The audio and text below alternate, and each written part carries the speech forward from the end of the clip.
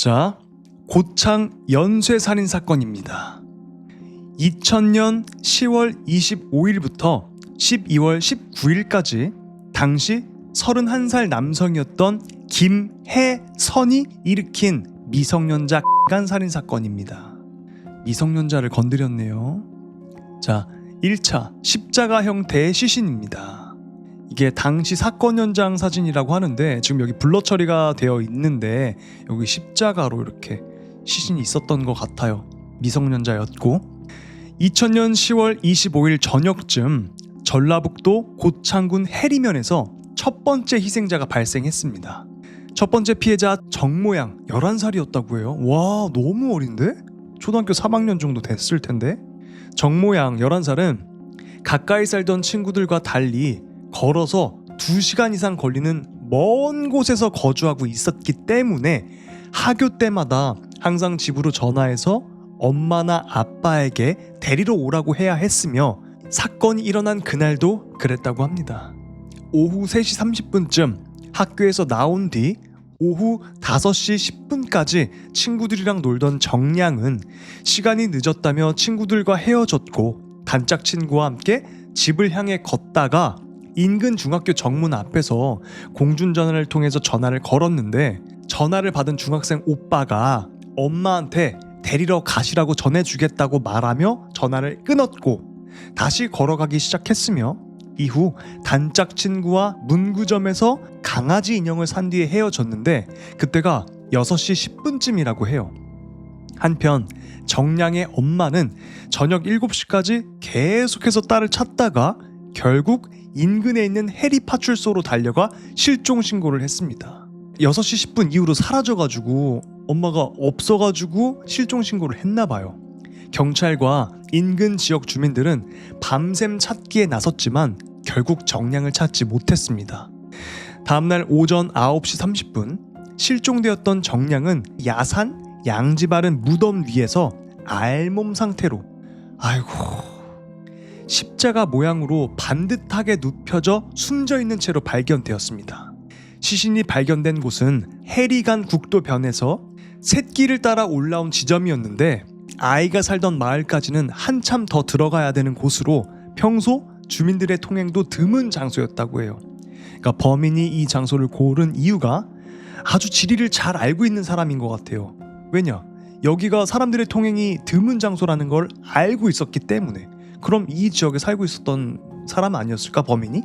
계속해서 정량의 셔츠와 점퍼는 둘둘 말린 채 마치 베개처럼 목을 받치고 있었고 바지는 접힌 채 마치 방석처럼 엉덩이 밑에 놓여 있었습니다. 흉기로 찢어낸 정량의 옷과 잘린 바지 조각, 운동화 등은 모두 책가방 속에 가지런히 담긴 채 사체의 발 앞에 놓여 있었습니다. 이거는 대체 무슨 심리일까요? 마치 정말 살아있는 사람을 대하는 듯이 목 뒤에다가 둘둘 말아서 목 베기지 않게 베개를 만들어주고 엉덩이 베기지 않게 엉덩이 쪽에다가 옷을 놔주고 그리고 책가방 속에다가 나머지 물건들을 다 넣어가지고 가지런히 발 앞에 놓아줬다. 이건 일말의 죄책감 같은 거 아니었을까요? 범인의 심리적으로. 자, 계속해서 한번 보겠습니다. 어린 소녀의 음부, 그러니까 여기 생식기 쪽이죠. 팬티는 쓸린 상처와 핏자국으로 엉망이었습니다. 며칠 뒤 피해자가 범인의 손이나 사물로 을 당한 뒤 목 졸려 숨진 것이라는 국가수의 부검 결과가 발표되었다고 합니다. 그러니까 이 범인이 이 11살 여자아이한테 아주 몹쓸 짓을 한 거예요. 자신의 손과 어떤 도구를 이용해서 떡으로 폭행을 한 거죠. 그게 국가수의 부검 결과로 발표되었대요. 조용한 시골 마을이 살인사건 현장으로 둔갑한 순간이었습니다. 시신 발견 직후 현장을 철저히 봉쇄한 채 현미경을 들고 바닥을 훑던 현장 감식반은 가해자 것으로 보이는 족적, 그러니까 발자국이죠. 족적과 모발, 채모 몇 점을 얻었다고 합니다. 그러니까 머리카락과 채모라고 했으니까 아마 거시기 띵털이었던 것 같아요. 이거를 얻게 되었습니다. 그게 이제 결정적인 단서가 될 수 있으니까 족적도 그렇고. 경찰은 일단 시신 발견 현장 부근과 피해자 거주 지역을 중심으로 탐문 수사를 진행하는 동시에 정량의 실종 당시 모습을 이렇게 그래픽으로 재현해서 출력해서 배포했고 목격자를 찾기 시작했습니다. 범행 후 시신을 유기하는 통상적인 수법과 달리 시신을 보란듯이 십자가 형태로 눕혀놓은 것은 범인이 마치 어떤 메시지를 전달하려는 것처럼 보이기도 했습니다. 따라서 당시 경찰 내부와 언론에서는 사이비 종교 집단에 소속됐거나 정신병력을 지닌 인물의 소행일 가능성도 제기되었다고 해요. 그러면서 혼란에 빠지기도 했다고 합니다. 그러니까 이건 도저히 정상적인 사람이 할 수 있는 범행이 아니었다라고 생각이 든 거죠. 그만큼 잔혹했다는 거고. 자, 범인의 몽타주인 것 같습니다. 용의자 수배의 전단이었고 인상착의 30대 중반에서 40대 초반 노동자풍의 남자였다고 쓰여져 있네요. 자기 외모를 관리하지 않고 그냥 있는 대로 수염도 기르고 자기를 돌보지 않는 노동자의 모습으로 보였다고 해요. 신장은 170 정도, 인상은 험악한 편, 약간 뚱뚱한 편이고 긴 셔츠와 조끼를 착용했다고 합니다. 조끼 갑자기 먹고 싶네. 이 몽타주는 후술하겠지만 2명의 여고생 외에도 또 1명의 여고생의 진술에 의해 만들어졌다고 합니다. 당시 전문 범죄 분석이 도입되지 않은 고창 경찰서는 현장 수사와 탐문 수사를 진행한 끝에 피해자를 봤다는 목격자와 용의자로 추정되는 이를 봤다는 목격자들이 한 둘씩 나오면서 몽타주가 완성된 거죠. 그리고 수사는 점차 활로를 띠는 듯 했습니다. 이후 경찰은 동네 근방에 거주하던 범인으로 의심될 만한 용의자를 추려서 탐문 수사를 벌여 나갔지만 대부분이 알리바이가 있었어요. 그리고 뚜렷한 혐의점이 없었습니다. 때문에 지지부진한 수사로 인해 결국 첫 범행 이후 몇 건의 범행이 더 일어났던 거죠.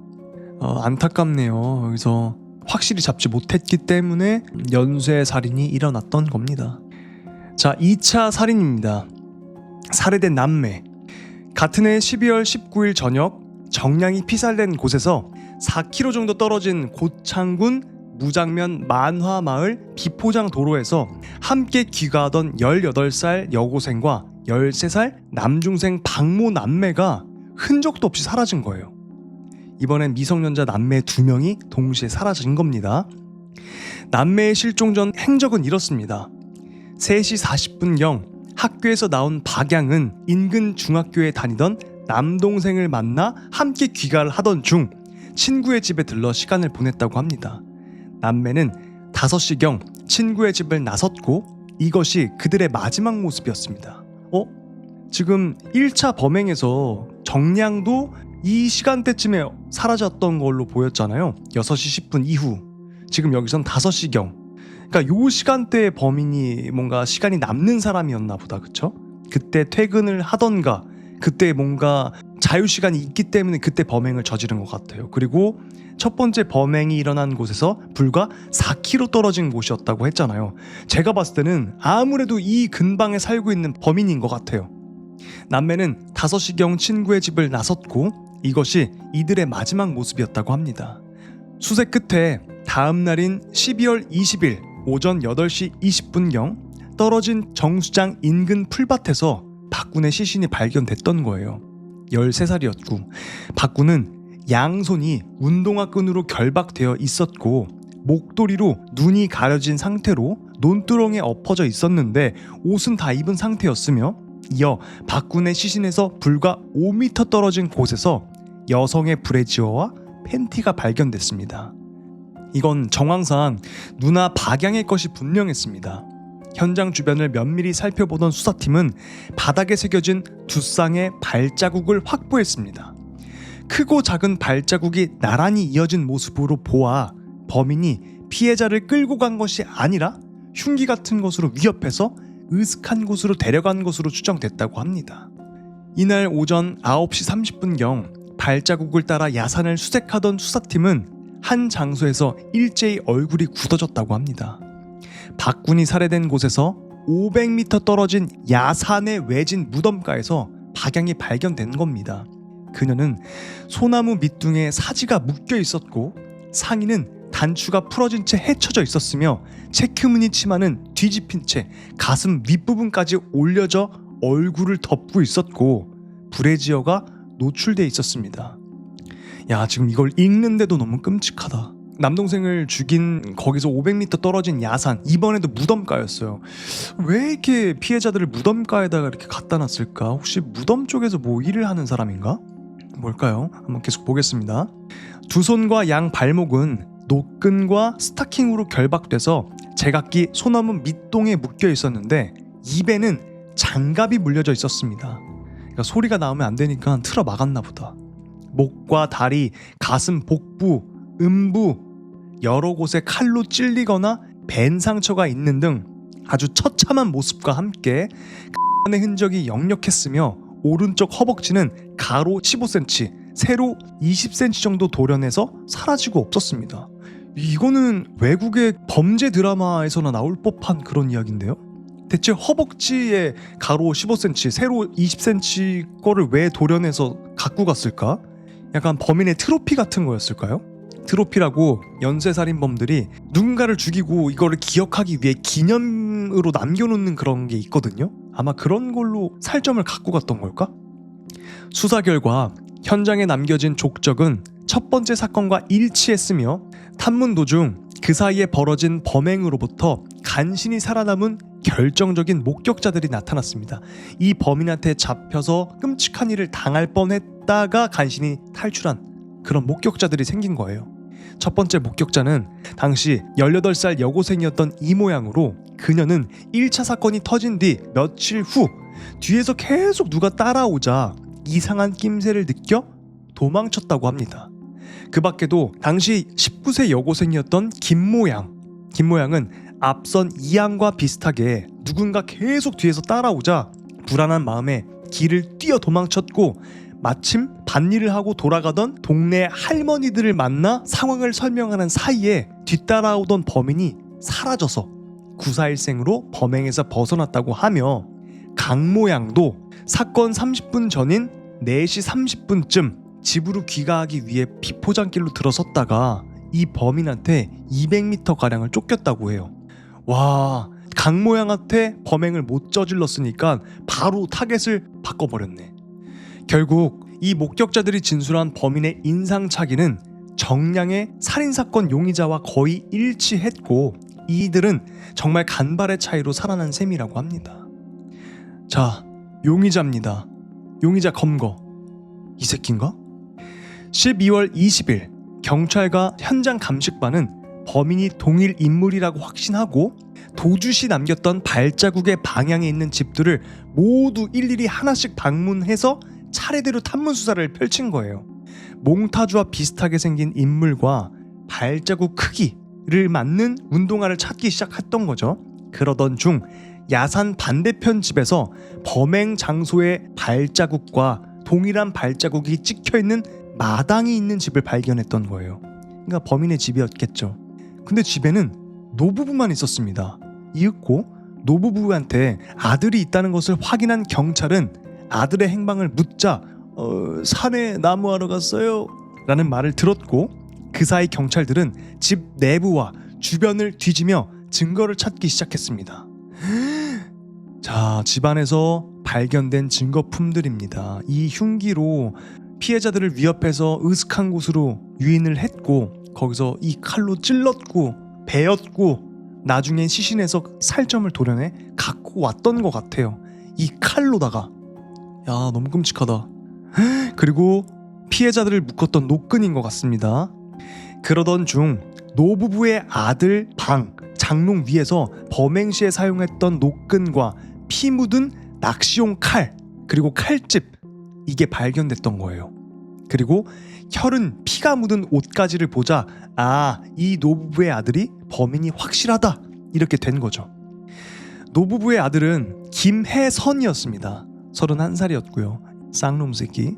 유력한 용의자로 확신한 수사팀은 집안에 잠복했고 오후에 귀가한 그를 검거했습니다. 수사팀은 살인사건 현장에서 채취한 음모, 그러니까 띵털, 거시기털, 음모와 모발을 분석한 결과 털의 주인의 혈액형이 AB형으로 나 AB형인데 짱나네 갑자기. AB형으로 이는 김혜선의 혈액형과 정확히 일치했으며 그의 인상착의가 당시 사건 목격자들의 진술과 일치한다는 것도 확인했다고 합니다.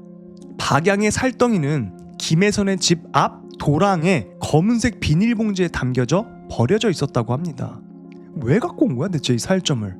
자포자기한 듯 김혜선은 경찰에 살해 경위를 털어놓기 전 자백을 할 테니까 언론에 자기 노출시키지 말라고, 그리고 현장 검증할 때 나한테 수갑 채우지 말아주세요 라고 했고, 가족들에게 범행 사실을 알리지 말고 소주를 좀 달라고 요청했습니다.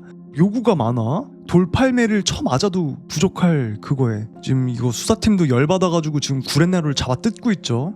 얼마나 열받았을까. 그 끔찍한 이 범행을 저지른 새끼가 요청은 더럽게 많아요. 자, 실제로 경찰이 제공한 소주를 먹은 그는, 야 소주를 제공했어 또 왜 대체? 소주를 먹은 그는 생각을 바꾸어 일체 범행 사실을 자백한 것으로 알려졌다고 합니다. 소주를 먹고 이제 술술 불었나 봐요. 취조가 이루어지던 가운데 드러누워 자는 모습을 보여주던 것도 그가 술에 취해 있었기 때문이라고 합니다. 이거는 그냥 열받아가지고 쥐어 뜯은 게 아니라 술 처먹고 잠들으니까 일어나라고 잡아 뜯은 거네. 뭐 이런 미친 새끼가 다 있죠? 잔인하게 죽여놓고 술 달라 그래서 술 먹고 뻗어서 잤대 경찰서에서. 이게 사람인가? 잡아 들었는데 가발이었으면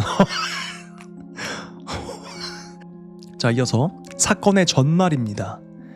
1차 사건입니다. 외지를 떠돌다가 3개월 만에 귀향한 김혜선은 딱히 하는 일 없이 매일 백수로 살고 있었다고 합니다.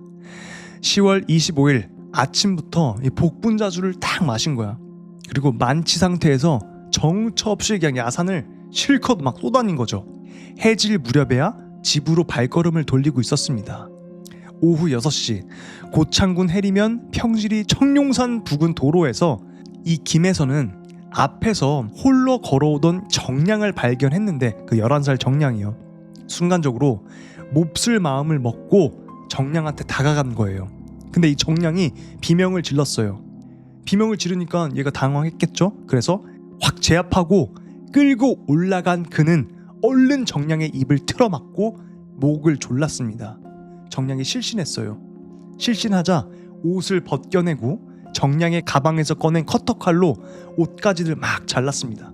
그리고 그 자른 옷들로 정량의 신체를 결박했죠. 그러니까 저도 아까 의아했던 부분이 그거였어요.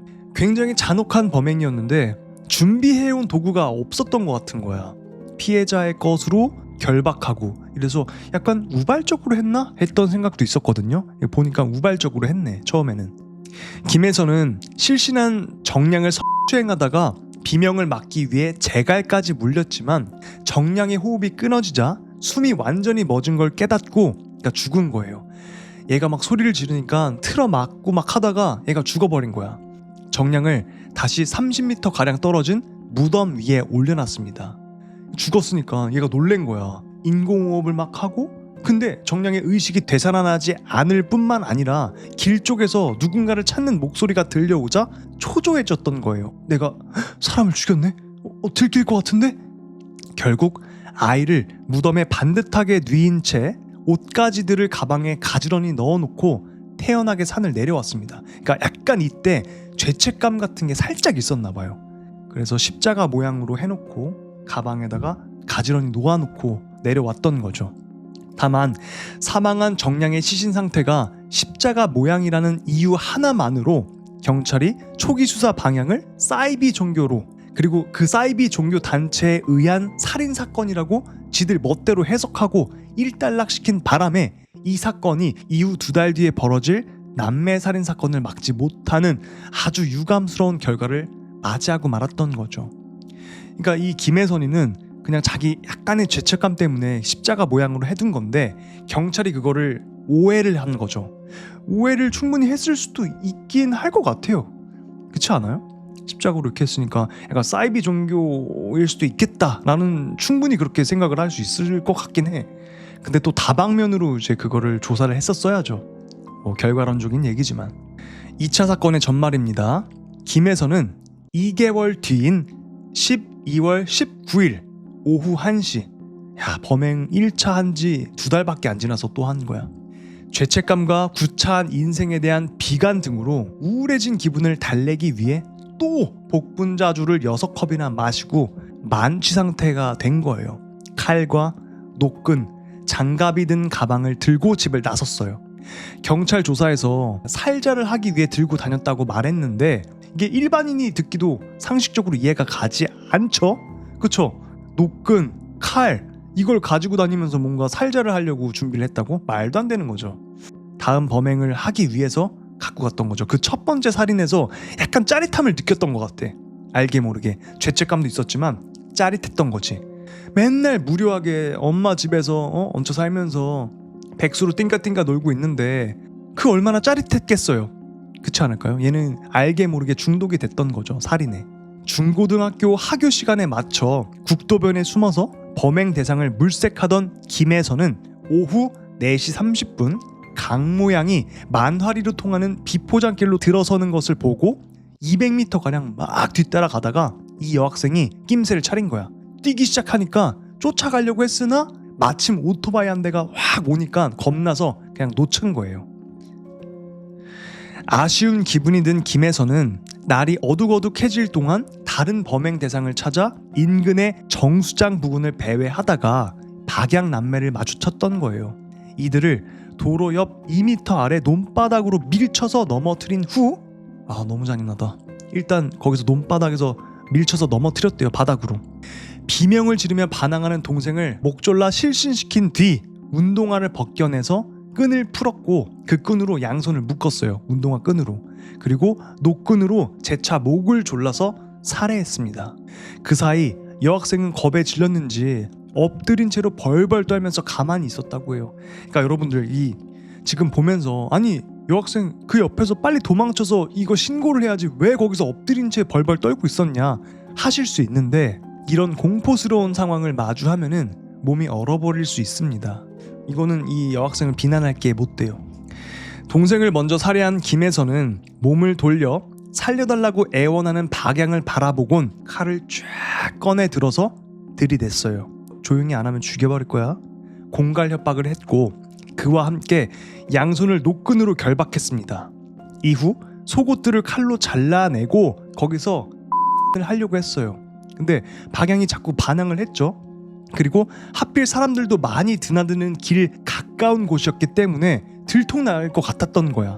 그래서 그 불안감에 칼로 막 위협해서 울며 애원하는 이 여학생을 끌고 이동전화 기지국이 있는 야산까지 납치했던 거예요. 그러니까 엄청 쫄보였던 것 같기도 해. 잡힐 것 같으니까 일단 여기서 벗어나야지 하면서 얘를 칼로 이렇게 위협하면서 야산으로 끌고 간 거죠. 무덤가 소나무 숲으로 가서 박양을 바닥에 눕히고 결박된 두 손을 소나무 밑둥에 묶어서 움직이지 못하게 했답니다. 준비해간 노끈이 부족하자 한쪽 스타킹을 쫙 벗겨내서 노끈과 함께 두 다리를 나무에 묶는 데 사용했다고 해요. 지금 김혜선이 말한 것 같아요. 이것은 고의로 찌른 게 아니라 실수로 찌른 거고요. 피가 나와가지고요. 계속 핑계대고 계속 거짓말하고 이거는 뉘우침이 없어요. 이건 계속 어떻게든 형량을 줄여보려고 한 거겠죠. 아 그랬어? 입이 막혀있는데도? 그게 맞는 말이야? 입이 막혀있는데도 소리는 났어요. 이 지랄. 스웨터를 잘라내 여학생 등에 뒤에 깔고 상의 단추를 모두 끌러서 치마를 들쳐 올리고 그걸 했지만 욕구가 해소되지 않자 칼로 몸 곳곳을 찌르고 베고 고문하다가 마지막에는 심장을 퍽 찔러서 살해했다고 합니다. 그러니까 찔리고 베일 때까지는 살아 있었던 거예요. 그러다가 마지막에 마무리로 심장을 쭉 찔러서 죽였던 거고요. 30분 동안 시신 옆에서 본인도 알 수 없는 말을 중얼거리고 담배를 피우다가 칼로 피해자의 허벅지 살을 도려내서 봉투에 담았고 가방에 담아서 8시쯤 하산을 했습니다. 그는 허벅지 살점 일부를 먹기도 했다고 답했지만 진짜네? 이 허벅지 살을 갖고 가서 먹기도 했대요? 이거 완전 미친놈이네? 왜 그렇게 가학적으로 나왔는지는 본인도 모른다고 했다고 합니다. 뭐에 씌었나? 이 빙의 된 거 아니에요? 이 정도면은? 이거 말이 안 되는데? 이게 두 번째 범행을 저지른 사람이 할 행동으로 보이지가 않는데 분명 전에도 뭔가 범죄가 있지 않을까? 박양은 사건으로부터 수년 전 아버지를 여의고 취로 사업에 나가던 어머니를 대신해서 굳은 집안일을 도맡아 해오던 소문난 효녀로 전해져서 주민들이 더욱 안타깝다고 생각했다고 합니다. 하늘도 무심하지. 그 착한 애를 왜 이렇게 빨리 데려가시고 지금 김혜선이 같은 쌍놈 새끼는 안 데려가고 속상합니다. 자, 반성 없는 흉악범입니다. 1차 범행 후 산에서 내려온 김혜선은 시장통 성인 오락실에 들어가서 동전을 바꾼 뒤 빠찡코와 유사한 오락, 일명 과일 게임이라고 해요. 그걸 20분 정도 했으며 집에 돌아와 복분자주를 마시던 중 또 복분자야. 이 새끼는 완전 도파민에 미친 새끼 같아요. 도박하고 복분자, 살인. 집에 돌아와 복분자주를 마시던 중 TV 뉴스를 보며 자신이 살해한 아이가 누구였고 수사가 어떤 방향으로 진행되는지 등등 상세한 정보를 얻었다고 합니다. 야, 근데 그것도 경찰에서 발표를 하는데 안 할 수도 없고, 근데 하면은 범인들한테 정보를 알려주는 거고. 참, 가끔씩은 죄책감이 들어서 살자 해버릴까 싶기도 했는데 술을 마시면 그 모든 걸 잊어버렸다고 해요. 하지만 현실에서 범행할 때 당황해서 다 못 채웠던 욕망을 상상 속에서 대신 채우기도 했다라는 그런 파렴치한 발언을 했던 것을 보면 얘는 정말 반성을 안 했던 것 같습니다. 범행 후 집에 들어가서 본 것은 드라마였습니다. 사랑은 아무나 하나, 그리고 토크쇼, 서세원 쇼였으며 그 내용까지 뚜렷하게 기억한다고 진술해서 그 태어남을 보여주었다고 합니다. 표창원에 져서 한국의 연쇄살인에 따르면 그는 혈액형 확인을 위해 혈액 채취 동의 여부를 묻는 경찰의 질문에 주사기 싫어요, 그냥 머리카락 뽑아가세요 이라고 말할 정도로 자기애가 심했다고 합니다. 나르시시스트인데 능력 없는 나르시시스트는 더 문제예요. 그러니까 얘는 백수였잖아요. 능력 없는 나르시시스트. 더불어 그가 박양을 잔혹하게 살해한 이유를 밝혔는데 박양이 처녀가 아니었기 때문이라는 둥, 예전 교제하던 여자가 문득 떠올랐다는 둥, 허무맹랑하고 말도 안 되는 해괴한 이야기들을 계속 횡설수설 늘어놓았으나 이는 언론에 보도되지 않았다고 합니다. 진짜 어이가 없어서 말이 안 나오는데, 그러니까 자기가 성적으로 그렇게 한 여자애가 처녀가 아니었다는 것 때문에 죽였다는 거예요. 말이 안 되지. 그리고 얘를 그렇게 성적으로 하던 중에 문득 예전에 사귀던 여자가 떠올라서 열받아서 죽였다는 거예요. 이거 인간 아니야. 여담입니다. 김혜선이 범행을 저지를 때 음부를 훼손하는 행위까지 했던 이유를 김혜선이 중학교를 중퇴하고 원양어선을 타며 일하는 도중에 같이 일하던 선원으로부터 성범죄를 당했을 가능성을 제기했다고 합니다. 저 그런 말을 들었어요. 그러니까 동성한테 성폭행을 당해서 그때부터 성정체성이 바뀌었다는 이제 그런 유명인도 있었고, 그걸 들었는데 아마도 그런 이유 때문이 아니었을까 하는 문제 제기였죠. 보통 잔악무도한 범행을 저지른 범죄자들은 자신의 범행에 대해서 당위성과 정당성이 있었던 것처럼 떠들어대는 경우가 많은데, 여기서 유독 여성 성기를 훼손을 하면서까지 살해한 이유를 물어보면 당사자는 대답을 모르쇠로 일관하며 회피하거나 아예 말을 하지 않은 경우가 대부분이라고 하는데, 바로 어릴 적 성적으로 크게 굴욕을 당했던 경험에 대해 분노, 이 분노가 성기 훼손으로 이어진 경우가 많기 때문이라고 합니다. 피해자들 성기를 훼손한 이유가 자기도 어렸을 때 당했기 때문이다 라는 이야기 같습니다. 거기에다가 이성한테 배신을 당한 경험까지 하게 되면 이게 분노 폭발로 이어진다는 것이었죠. 그러니까 얘가 정상적으로 연애를 했을 수 없었겠죠.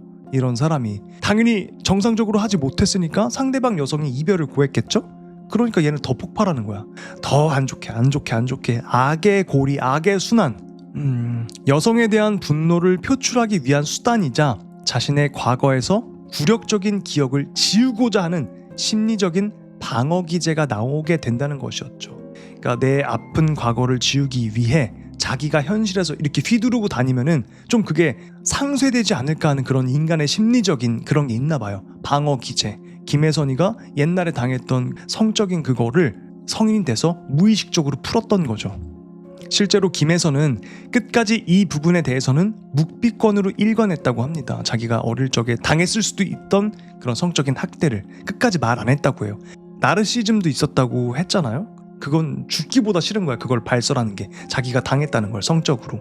그는 연쇄살인을 저지르기 전에 유년기에는 아버지로부터 잦은 학대를 당했고 이후 가출해서 대부분을 배를 타며 고기잡이를 했었다고 합니다.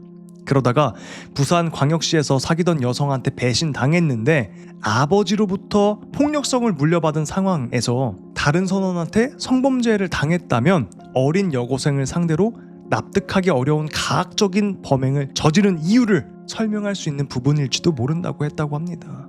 즉 김혜선의 잔혹한 행위가 아버지의 폭행과 어머니의 방관, 교제를 했던 여성들에 대한 분노, 그리고 추정되는 것이긴 하지만 선원생활 도중에 굴욕적인 그 성적, 가학적 경험, 비정상적인 범행으로 표출되었다는 것이 꽤나 합리적인 추론이라고 볼 수 있다고 합니다. 김혜선은 2001년 12월 대법원에서 사형이 확정되어서 현재까지도 광주교도소에서 복역 중이라고 합니다. 아, 얘 살아있구나. 광주교도소에 살아있대요. 아기는 안 데리고 가, 하늘이. 수차례에 걸쳐 어린 생명을 잔혹하게 유린하였던 흉악범임에도 불구하고 정작 자신의 몸에 주사바늘 꽂는 일조차 매우 두려워했던 그는 이후에 재판에 회부되어 사형이 확정되었으나 대한민국은 실질적으로 사형이 폐지된 나라기 때문에 이 김혜선이는 실질적으로 가석방도 되지 못하는 무기금고수로서 현재까지 수감되어 있다고 합니다.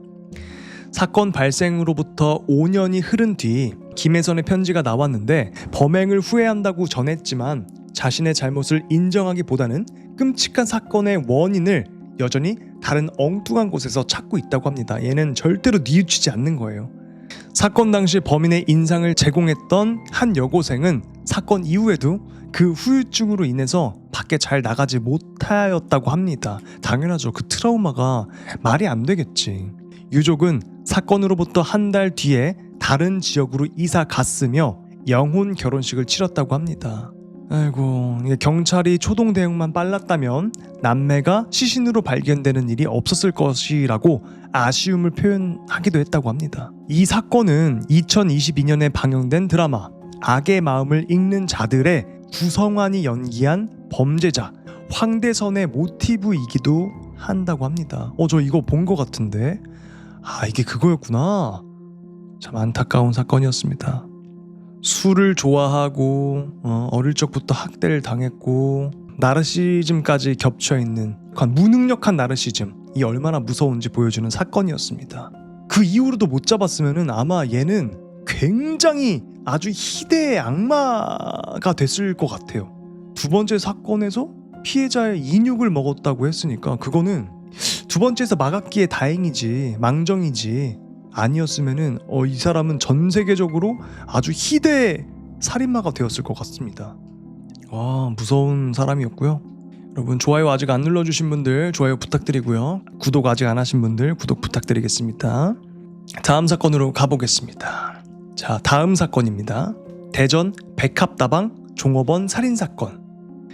2007년 4월 15일 8시 40분경 대전광역시 대덕구 백합다방에서 35살 남성 오이균이 금품을 훔칠 목적으로 침입하였다가 여 종업원 최모씨, 당시 47살 최모씨를 흉기로 살해하고 15분 뒤 출근한 다른 여종업원 이모씨에게도 흉기로 중상을 입힌 뒤 도주한 사건이라고 합니다.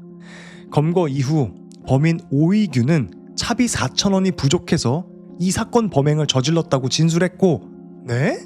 차비 4,000원이 부족해가지고 다방에 들어가서 살인사건을 벌였다고요? 이게 말이 돼? 이러한 범행 동기도 어처구니 없었지만 그가 1989년경 연쇄살인을 저질러 징역 15년을 선고받고 출소한 인물이라는 점이 큰 충격을 불러왔다고 합니다. 아니, 연쇄살인을 저질러도 15년밖에 안 살아요? 이거 애초에 이건 나라에서 잘못한 거 아닌가? 왜 연쇄살인범을 15년만 살게 하고 나오게 해요? 뭔 15년이에요? 150년도 부족한데. 계속해서 대한민국 최초로 Y 염색체를 통한 성씨 분석으로 범인을 검거한 사건이기도 한다고 합니다. 그러니까 4,000원이 없어서, 차비 4,000원이 없어서 사람을 죽였다고 했잖아요. 그만큼 얘는 사람 목숨이 파리 목숨보다 못한 거야. 그냥 공감하지 못하는 거야. 알고 보니까 예전에 연쇄살인을 저질렀던 사람이더라. 그러니까 이해가 가네. 사람 목숨이 사람 목숨처럼 안 느껴지니까 그냥 나 4,000원이 없네? 어씨 뭐야, 다방 들어가서 찔러 죽이고 4,000원 겟. 아무런 감정이 없는 거죠. 사건 내용입니다. 2007년 4월 15일 오전 8시 45분 대전광역시 대덕구 신탄진동의 한 건물 지하 1층 백합 다방은 영업 준비 한창이었습니다. 아직 영업 개시를 한 것도 아닌데 한 30대 남자가 가게 안에 거칠게 들어왔습니다. 도둑으로 보이는 남성이 현금 3만 원을 훔치고 주머니에 넣고 있을 때 다방 외부 청소를 마치고 들어오던 종업원 최 씨, 남성을 맞닥뜨린 거예요. 최 씨는 곧바로 도둑이야! 비명을 지르면서 화장실 방향으로 내달렸지만 남자는 날카로운 등산용 칼로 최 씨의 등을 그대로 찔러버렸어요. 최 씨가 쓰러지자 칼로 목을 확 갈라버렸습니다. 확인 사살을 한 거죠. 그것도 모자라서 화장실 바닥에 쓰러진 최 씨의 시신을 훼손했대요. 그리고 변태적 을 시작했다고 합니다. 에? 와, 처음에 등에다가 등산용 칼로 뻑 찔러 넣고 쓰러지니까 목을 갈라버리고 그것도 모자라서 거기에다가 변행위를 했대요. 아, 이건 뭐 알기도 싫다. 넌 너무 끔찍하다. 약 15분 후 또 다른 종업원 이씨, 그러니까 이씨가 다방에 출근했는데 느낌이 이상한 거예요. 다방 문이 활짝 열려 있었고 평소라면 계산대에 있어야 할 최 씨가 안 보였던 거죠. 최 씨의 이름을 부르면서 고개를 돌리는 순간 손에 쌍칼을 들고 있던 괴한이 화장실에서 불쑥 튀어나오면서 이 씨와 눈이 마주친 거예요. 이 씨는 도망치지 않고 본능적으로 범인의 칼을 빼앗기 위해서 싸웠대요. 격투를 벌였대요. 엄청 용감하시다. 이 과정에서 배에 칼을 한 차례 찔리기도 했다고 합니다. 격투 도중 칼을 뺏긴 범인은 급히 도주하기 시작했고 이 씨는 범인을 잡겠다며 골목까지 따라 나왔다가 부상으로 인해 그 자리에 주저앉고 말았다고 합니다. 와, 지금 이 격투를 벌인 사람이 남성도 아니고 당시 45살의 여성 이 씨가 격투를 해서 이 사람의 칼을 하나 빼앗고 배에 칼빵을 맞았는데도 골목까지 이 사람을 잡겠다고 쫓아 나왔다는 거예요. 와, 완전 용감한 시민이신데 어쨌든 배에 칼이 찔렸으니까 거기서 주저앉고 말았고 범인은 도주했다고 합니다. 이 범인이 도주하면서 다른 행인들과 어깨를 막 팍팍 부딪히기도 했지만 아무도 그가 범인임을 알아차리지 못했다고 합니다. 한편 당시 지나가던 한 행인은 뛰어가던 남성과 그 뒤에 한 여성이 달려 나오다가 배에 피를 흘리고 주저앉는 것을 봤으니까 바로 119와 112에 신고를 했던 거죠. 이 씨는 칼에 찔려서 복부 장기가 일부 나오고, 와, 너무 잔인한데? 그러니까 가볍게 찔린 게 아닌가 보다. 배가 많이 찢어졌으니까 장이 좀 튀어나왔던 것 같아요. 밖으로. 너무 잔인한데? 장기가 일부 나오고 한쪽 손에는 범인으로부터 뺏은 칼을 쥐고 있는 상태로 발견되었습니다. 병원으로 옮겨진 이 씨는 다행히 목숨을 건질 수 있었다고 합니다. 자, 수사입니다. 사건 현장인 다방은 입구부터 이 씨가 떨어뜨린 피가 쭉 이어져 있었고 다방 내부로 들어가자 사방팔방에 피가 묻어 있어서 피비린내가 진동했다고 해요. 다방 화장실 안에는 엎드린 채 사망해 있는 여성의 시신이 한 구 더 발견되었던 거죠. 다방 종업원 최 씨였습니다. 최 씨는 목이 반쯤 잘린 참혹한 모습이었고 옷 일부는 찢겨져 있어서 성범죄가 의심되었으나 범인의 것으로 보이는 체액은 발견되지 않았다고 합니다. 경찰은 범인이 최 씨를 상대로 성범죄를 시도하다가 이 씨가 들어오자 이를 중단하고 도주한 것으로 생각을 했다고 해요. 처음에는 그게 합리적인 생각이지. 누가 4,000원이 부족해서 들어와서 이 범행을 저질렀다고 생각을 해요. 그쵸? 그래서 처음에 경찰은 그렇게 생각을 했다고 합니다. 범인의 몽타주입니다. 나 이런 사람 어디서 본 것 같은데. 그러니까 관상은 과학이라고 음흉하잖아. 뱀눈깔. 나 뱀눈깔들이 난 싫어. 사건 직후 경찰은 생존자 이 씨와 경찰에 신고한 목격자의 진술을 토대로 30대 후반 가량의 키 175. 당시 175면 꽤 큰 키네요. 그쵸? 그리고 스포츠형 머리, 검정태 안경의 모습을 가진 범인의 몽타주를 만들어 공개 수배했다고 합니다. 다방살인 사건 현장에서 유류 지문 수십여 개와 모발 20여 점, 피가 묻은 걸레 등 50여 개의 증거물이 수집되었으나 이는 다수가 이용하는 다방에서 나온 것이라 범인을 명확히 특정할 수가 있는 단서가 되지는 못했다고 합니다. 그치, 다방이란 특성상 손님이 많았을 테니까 이거로는 잡을 수가 없는 거였죠. 경찰은 범행 수법의 대범함과 잔인함 등으로 밀어 우발적인 살인이 아닌 원한 관계에 의한 계획살인의 무게를 두고 면식범 등 피해자 주변 인물들을 중점적으로 수사를 했으나 별다른 단서는 발견하지 못했다고 했습니다. 그쵸? 면식범이 아니었죠. 그냥 4,000원이 부족해서 들어온 연쇄살인마였고, 그래서 면식범이 아니니까 주변을 탐문해도 발견되는 게 없었겠죠. 결정적인 증거물은 오히려 현장 밖에서 나왔습니다. 이쯤에서 버려도 된다라고 생각했는지 이 범인이 다방에서 500m 떨어진 도로변에 피 묻은 휴지를 버렸대요.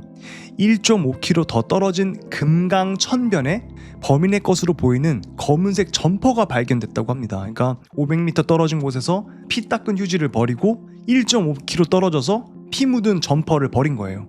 범인은 강을 따라 도주한 듯 했습니다. 그러니까 족적을 안 남기려고 했던 것 같아요. 점퍼에서 육안으로는 혈흔을 발견할 수가 없었습니다. 흐르는 강물이 피의 흔적을 지운 듯 했죠.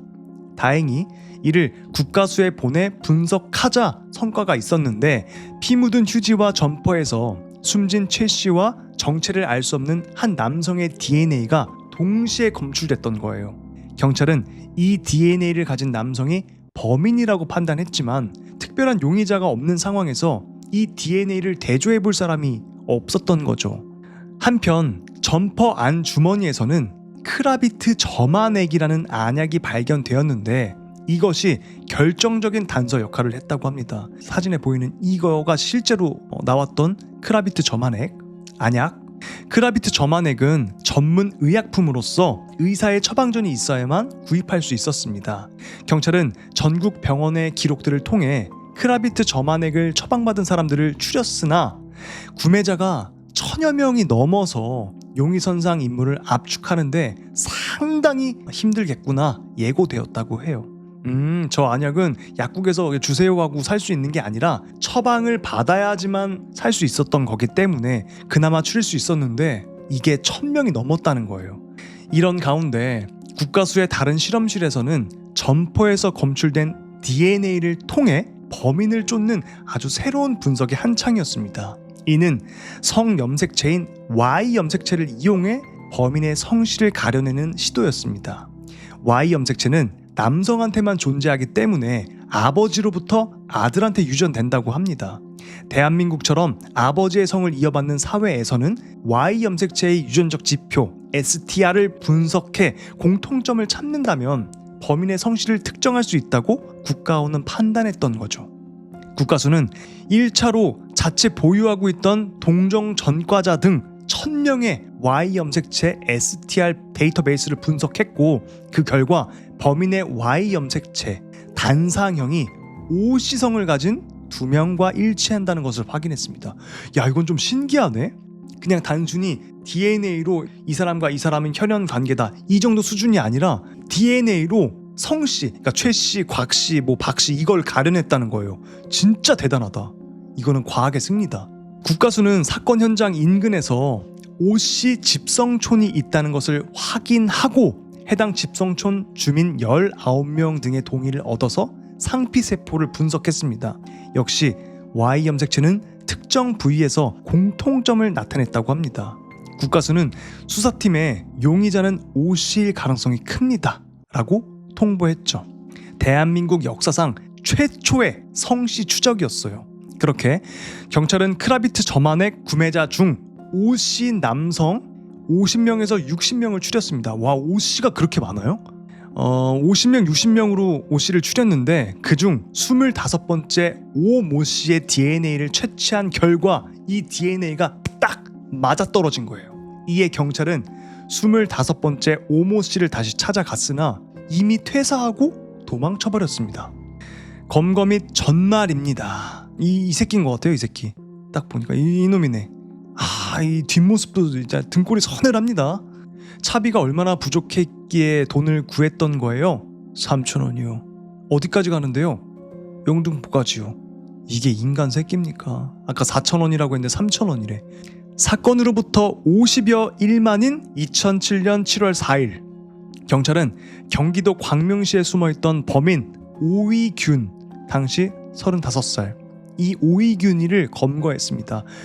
그는 당시 경비보안 회사에서 일하고 있었으며 차비가 없어서 그랬다라고 범행 동기를 밝혔다고 합니다. 아니 연쇄살인을 저질러서 복역하고 있다가 15년 만에 출소한 사람을 어떻게 경비보안회사에서 일하게 하냐고. 연쇄살인마랑 경비보안회사랑 이게 매칭이 되는 단어야? 너무 어이가 없네요. 속여서 입사했나? 어떻게 한 거야 대체?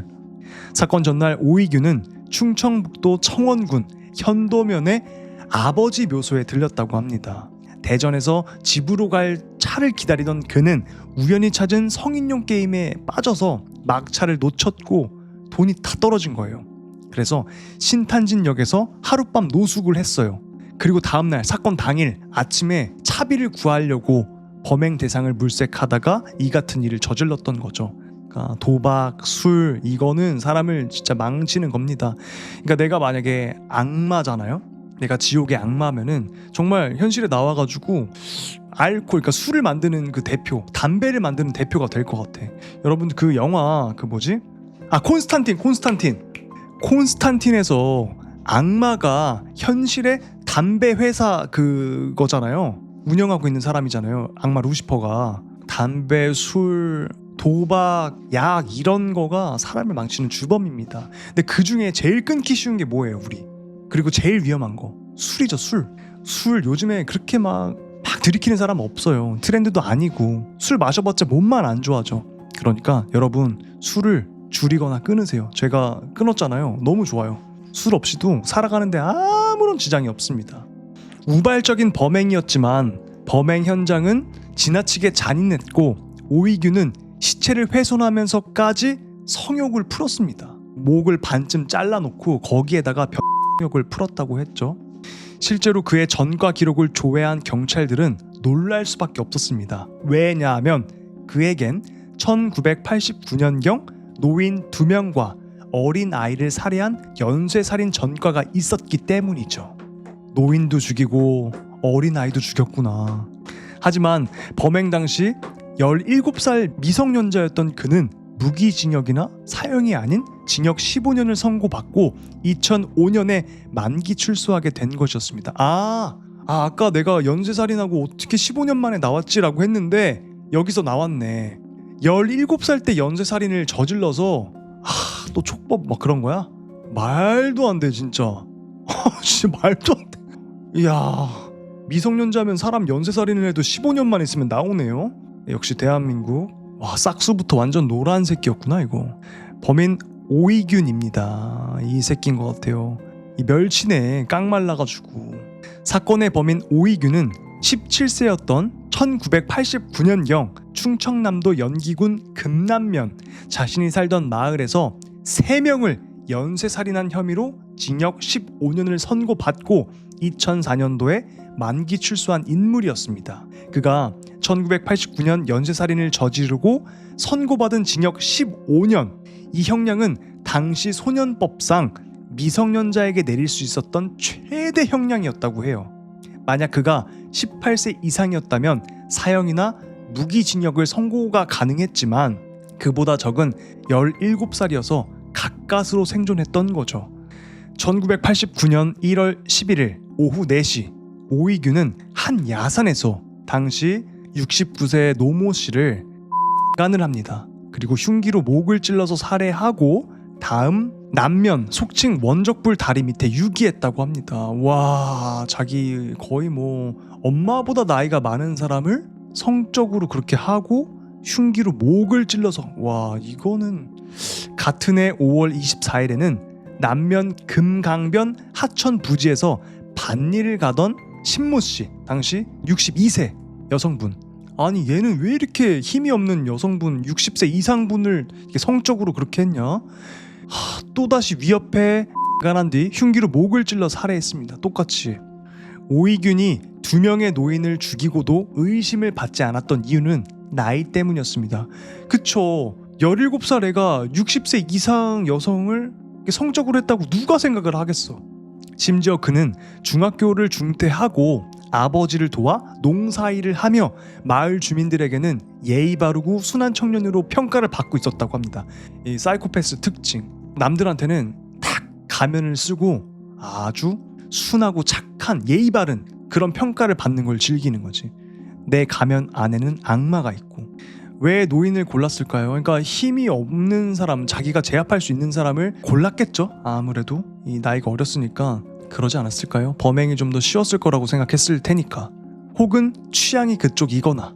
그가 꼬리가 잡힌 것은 1989년 8월 12일 또다시 살인을 저지르면서였습니다. 이날 오후 1시경 오이규는 7살 여아 유모양이 자기 집 앞에서 놀고 있는 것을 보고 유양을 자전거에 태워 마을 뒷산으로 데려갔습니다. 오이균이는 이 7살 유양에게 성적인 그걸 시도했으나 유양이 큰 소리로 울자 당황한 나머지 목을 졸라 살해했고 급히 산을 내려왔다고 합니다. 1시간 30분 정도 후인 당일 2시 30분경 오이균은 흉기를 들고 다시 산으로 올라가 이미 사망해 있던 유양의 온몸을 깊게 찌른 뒤 땅에 묻었다고 합니다. 얘는 진짜 이건 천성 사이코패스다. 자기가 목을 졸라 죽인 그 7살 아이를 다시 산으로 올라가서 이미 죽어있는 애한테 흉기로 깊게 찌르고 땅에 묻었대요. 그러나 이 사건은 목격자가 나오면서 검거되고 말았고 오이규는 경찰에서 자신이 저지른 다른 범행도 모두 자백했습니다. 그랬기 때문에 이 모든 사건이 밝혀지게 됐던 거죠. 판결입니다. 검찰은 오이균에게 사형을 구형했으나 2007년 10월 24일 대전지법은 오이균이 죄를 반성하며 반사회성 성격 장애와 후행 장애를 앓고 있다는 점을 참작해 무기징역을 선고했습니다. 2027년에 가석방 신청이 가능하지만 살인 전과가 있을 뿐만 아니라 범행 수법이 아주 악랄하여 사실상 가석방이 불가능할 것이라고 합니다. 진짜 끔찍한 사건이었습니다. 와, 이런 끔찍한 사건이 있었냐? 왜 몰랐지 나는? 여러분 이 사건 아셨어요? 난 처음 들어봤거든요. 세상에 너무 끔찍한 사건이 많다. 좋아요 한 번씩만 부탁드리고요. 구독 안 하신 분들은 구독 부탁드리겠습니다. 다음 사건입니다. 서울 익산 2인조 연쇄살인 사건. 2004년에서 2005년 연쇄 강도 사건으로 체포된 이병주와 이진구, 이 둘에 의해 1995년부터 2004년까지 7건의 사건에서 9명이 피살되고 2명이 부상을 입었다는 의혹이 있었으나 이 중 석촌동 전당포 살인사건과 방이동 빌라 살인사건만 유죄가 선고되었고 미아동 살인 미수는 1심 무죄, 나머지 사건들은 공소시효 만료 및 증거 불충분 등으로 불기소되었다고 합니다. 현재 이진구는 간암으로 사망했고 이병주는 형사에게 여죄를 털어놓을 테니 사형수가 되고 싶다는 편지를 붙이고 있다고 합니다. 약에 취한 탓인지 이들이 벌인 공격 행위는 과도할 정도로 잔인했다고 합니다. 프로파일러 분석에 따르면 이들은 비계획적이고 즉흥적이고 충동성이 강한 범죄자로 보인다고 했다고 합니다. 2인조의 정보입니다. 자, 본명은 왼쪽 이병구와 우측 이진구입니다. 각각 전과 12범과 전과 14범이었던 이병주와 이진구는 전국을 떠돌면서 일용직 노동을 전전했고 필땡땡 약을 투약하면서 형동생 사이로 친하게 지내왔다고 합니다. 그러던 중 이들은 먹고 살기 힘드니까 한탕 해야지 하면서 범행을 모의하기에 이르렀다고 합니다. 얘들도 약을 했네. 약 빨았네. 그리고 전과 12범, 전과 14범이었대요. 그러니까 범죄를 저지르고 들어갔으면 그 내보내주면 안 된다니까. 또 한다니까 또. 2004년 11월 28일 오후 6시경 웨딩샵에 손님으로 가장에 들어간 이들은 웨딩샵 주인 최모 씨, 당시 59세, 이 최모 씨를 식칼로 위협해서 결박한 후 15만 원과 카드 한 장을 빼앗은 것을 시작으로 압구정의 한 성형외과의 손님으로 가장에 들어갔습니다. 그리고 거기서 돈을 빼앗고 목동, 신정동, 광명시 등의 병원들도 습격하는 등 2005년 2월 28일까지 16차례에 걸쳐 6천여만 원을 털었다고 합니다. 석천동 전당포 살인 사건입니다. 대낮 상가 건물서 상인 2명 잇따라 피살. 자, 이들이 무기징역을 선고받는 계기가 된 사건입니다. 2004년 12월 8일 오후 1시 이진구와 이병주는, 그러니까 이진구는 59세, 이병주는 39세예요. 이 둘이 20살 차이인데 둘이 모의를 해서 필땡땡 약을 빨고 같이 범행을 작당하고, 야, 나이를 똥꼬로 처먹었네요. 이 이진구 59세는. 그걸 따라한 이병주도 미친놈이고, 그 전과는 이병주가 더 많았어요. 이진구는 12범 전과, 이병주는 14범. 미친놈들. 그러니까 이진구와 이병주는 서울 송파구 석천동 가락 시형 아파트 인근 상가 건물 3층에 입주한 모 전당포를 범행 대상으로 삼았습니다. 여기 같아요. 사진상 여기. 이진구는 해당 전당포의 주인 고모 씨, 당시 57세 남성 고모 씨와 몇 차례 거래한 적이 있었기 때문에 안면이 있었습니다. 면식범이었네. 전당포 내부에는 외부인의 출입이 불가능했기 때문에 이병주는 밖에서 망을 보고 있고, 안면이 있는 이진구가 단독으로 전당포에 올라갔습니다. 할 얘기 있으니까 문 좀 열어주세요 라고 말하며 전당포 내실에 들어온 이진구는 미리 준비해온 장도리로 고 씨의 머리를 마구 내리쳤습니다.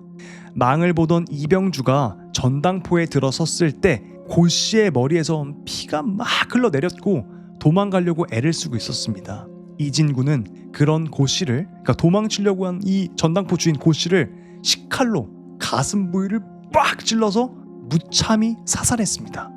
고 씨를 살해한 뒤 이병주는 그곳 철문을 열고 나오다가 전당포 앞에 모 비디오 방에서 근무하던 신모 씨, 당시 23살 신모 씨를 복도에서 마주하게 되었습니다. 둔기로 내려치는 그 뻑 둔탁한 소리와 으악 비명 소리, 이것 때문에 확인을 하려고 나온 신 씨한테는 큰 불행이었어요. 이병주가 들고 있던 피 묻은 칼을 본 신 씨는 살인이야!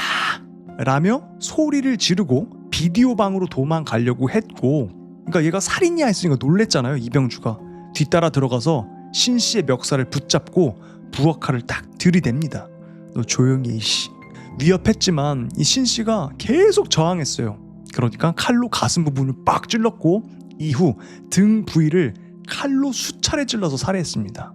아이고, 신 씨는 비명 소리하고 막 이상한 소리가 들려서 확인하려고 나왔다가 변을 당한 거였네요. 23살이면 정말 꽃다운 나이인데 뭐 놀아보지도 못하고, 23살이면 군대 전역하고 바로 아니야? 어떡하니.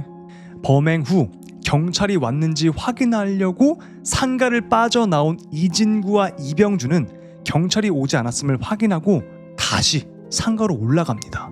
그리고 현금 10만 원과 금고 안에 있던 합계 1,500만 원 상당의 금품을 쇼핑백에 딱 집어넣고 숙소로 돌아와서 옷을 착 갈아입고 택시를 타고 대전으로 내려갔습니다. 자, 이들의 도피 행각입니다. 그리고 이건 현상 수배지고요. 용의자의 인상착의.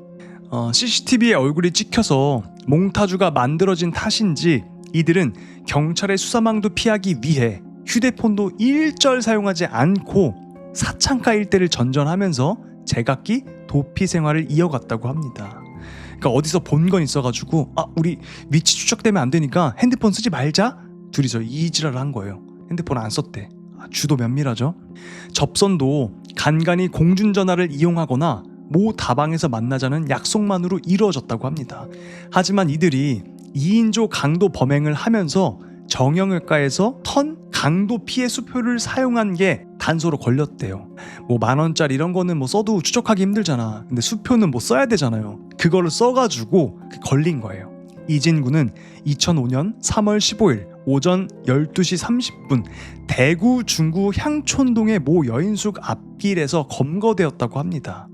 이진구는 후줄근한 도망자의 행색이 아닌 성형외과 의사에게서 빼앗은 선글라스와 바바리 코트를 이용해서 사업가로 보일 만큼 멋지게 차려입고 커다란 가방을 끌고 다녔다고 해요. 그러니까 오히려 등잔불 밑이 어둡다 이 전략을 쓴 것 같아. 범인처럼 다니는 게 아니라 바바리 코트 딱 입고 선글라스 끼고 커다란 가방 들고 이렇게 활보했다고 해요. 이번엔 이병주 차례였습니다. 다음날 8시 30분 대전역 지하 상가에서 붙잡혔습니다. 둘 다 검거 당시에 흉기와 독극물을 소지하고 있었다고 해요. 아니 흉기는 그렇다 치는데 독극물을 어디서 구했지? 뭐 그런 청산가리 막 그런 거였나? 이들은 경찰서에 끌려와서 큰 소리로 웃고 떠들고 농담을 하는 등 죄책감은 없었다고 하며 반성은커녕 오늘은 김치찌개가 먹고 싶다는 등 식사 메뉴까지 정하면서 아무렇지 않은 모습을 보였다고 합니다. 사람이 아니란 뜻이에요. 이진구는 아무런 연고도 없는 대구에서 나를 어떻게 잡았냐? 라며 경찰을 칭찬하는 듯 엽기적인 면모를 보이기까지 했습니다. 나를 어떻게 잡았대? 이 지랄을 했다는 거예요. 이 사건으로 사형을 구형받았지만 2005년 무기징역이 선고되어 확정되었다고 합니다. 하지만 이들이 벌인 살인은 이게 다가 아니었습니다. 자, 언론에 다시 거론되다. 시간이 지나면서 사건은 잊혀지는 듯 했지만 이들이 다시 거론된 것은 2009년이었습니다. 진주교도소에서 복역 중이던 이병주는 이진구에게 방이동 빌라에서 부녀자들을 살해했는데 얘네들 모습이 떠올라서 괴롭네? 이랬다고 해요. 우리가 죽인 사람이 알려지면 유영철, 강호수는 게임도 안 되는데 라는 내용이 담긴 편지를 보냈다고 합니다. 이 편지를 본 것은 이들뿐만이 아니었습니다. 또 다른 수감자가 편지를 보고 있었고 이를 경찰에 신고하면서 감춰졌던 진실이 서서히 드러나기 시작했다고 해요. 그러니까 자랑삼아 얘기를 했나 보네. 자, 재조사에는 10개월이 걸리긴 했지만 부검 기록과 사건 기록을 꼼꼼히 다시 살피면서 용의자의 진술과 면밀히 대조한 결과 상당 부분이 실제 범행 상황과 정확히 맞아떨어진다는 결론이 나왔다고 합니다. 2011년 65세가 된 이진구는 간암으로 사망하기 전에 숨겨뒀던 자기의 범행과 공범 이병주의 범행을 추가로 자백했다고 합니다. 그러니까 죽기 전에 다 털고 간 거예요. 죄책감은 아니었고 아마 그거 아니었을까요? 그러니까 이 살인을 자랑스럽게 생각했던 이들은 내 과거의 일이 좀 널리 퍼졌으면 좋겠는 거야. 아주 빌런의 입장에서. 그래서 간암으로 죽기 전에 다 털고 간 거였죠. 숨겨뒀던 자신의 범행과 공범 이병주의 범행을 추가로 자백했다고 했잖아요. 그 사건은 자신이 저지른 서초동 디스코텍 사건과 이병주의 명일동 주부살인 사건, 미아동 살인 미수 사건 등이었습니다. 여죄의 목록입니다. 이진구의 단독 범행부터 서술하자면 먼저 1995년 7월 전북 익산에서 약에 취한 상태로 차를 몰던 중 신원불명의 행인을 뻥 치고 시신을 다른 장소에 유기했지만 공소시효 만료로 불기소되었다고 합니다. 그러니까 여기서부터 자신감이 생겼던 것 같아요. 차로 사람 받아서 죽였는데 유기했는데 안 걸렸네? 이러면서 1997년 3월 11일 오전 6시 40분경 서울 서초동 최대 디스코텍이었던 딥하우스 지하 1층에서 디스코텍 주인 오모 씨, 당시 52살, 52살 오모 씨와 관리인 김모 씨, 당시 55살, 55세 남성 김모 씨, 이 둘이 살해된 채 발견된 사건도 자신이 했다고 밝혔다고 합니다.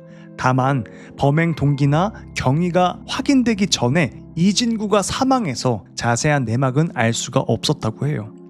1998년 발생한 사바이 단람주전 살인사건도 이진구가 숨지기 전 이병주로부터 들었다는 서신 자백에도 있었으나 이병주는 이에 대해 진술을 번복하며 함구하는 바람에 결국 진위 여부는 밝히지 못했다고 합니다.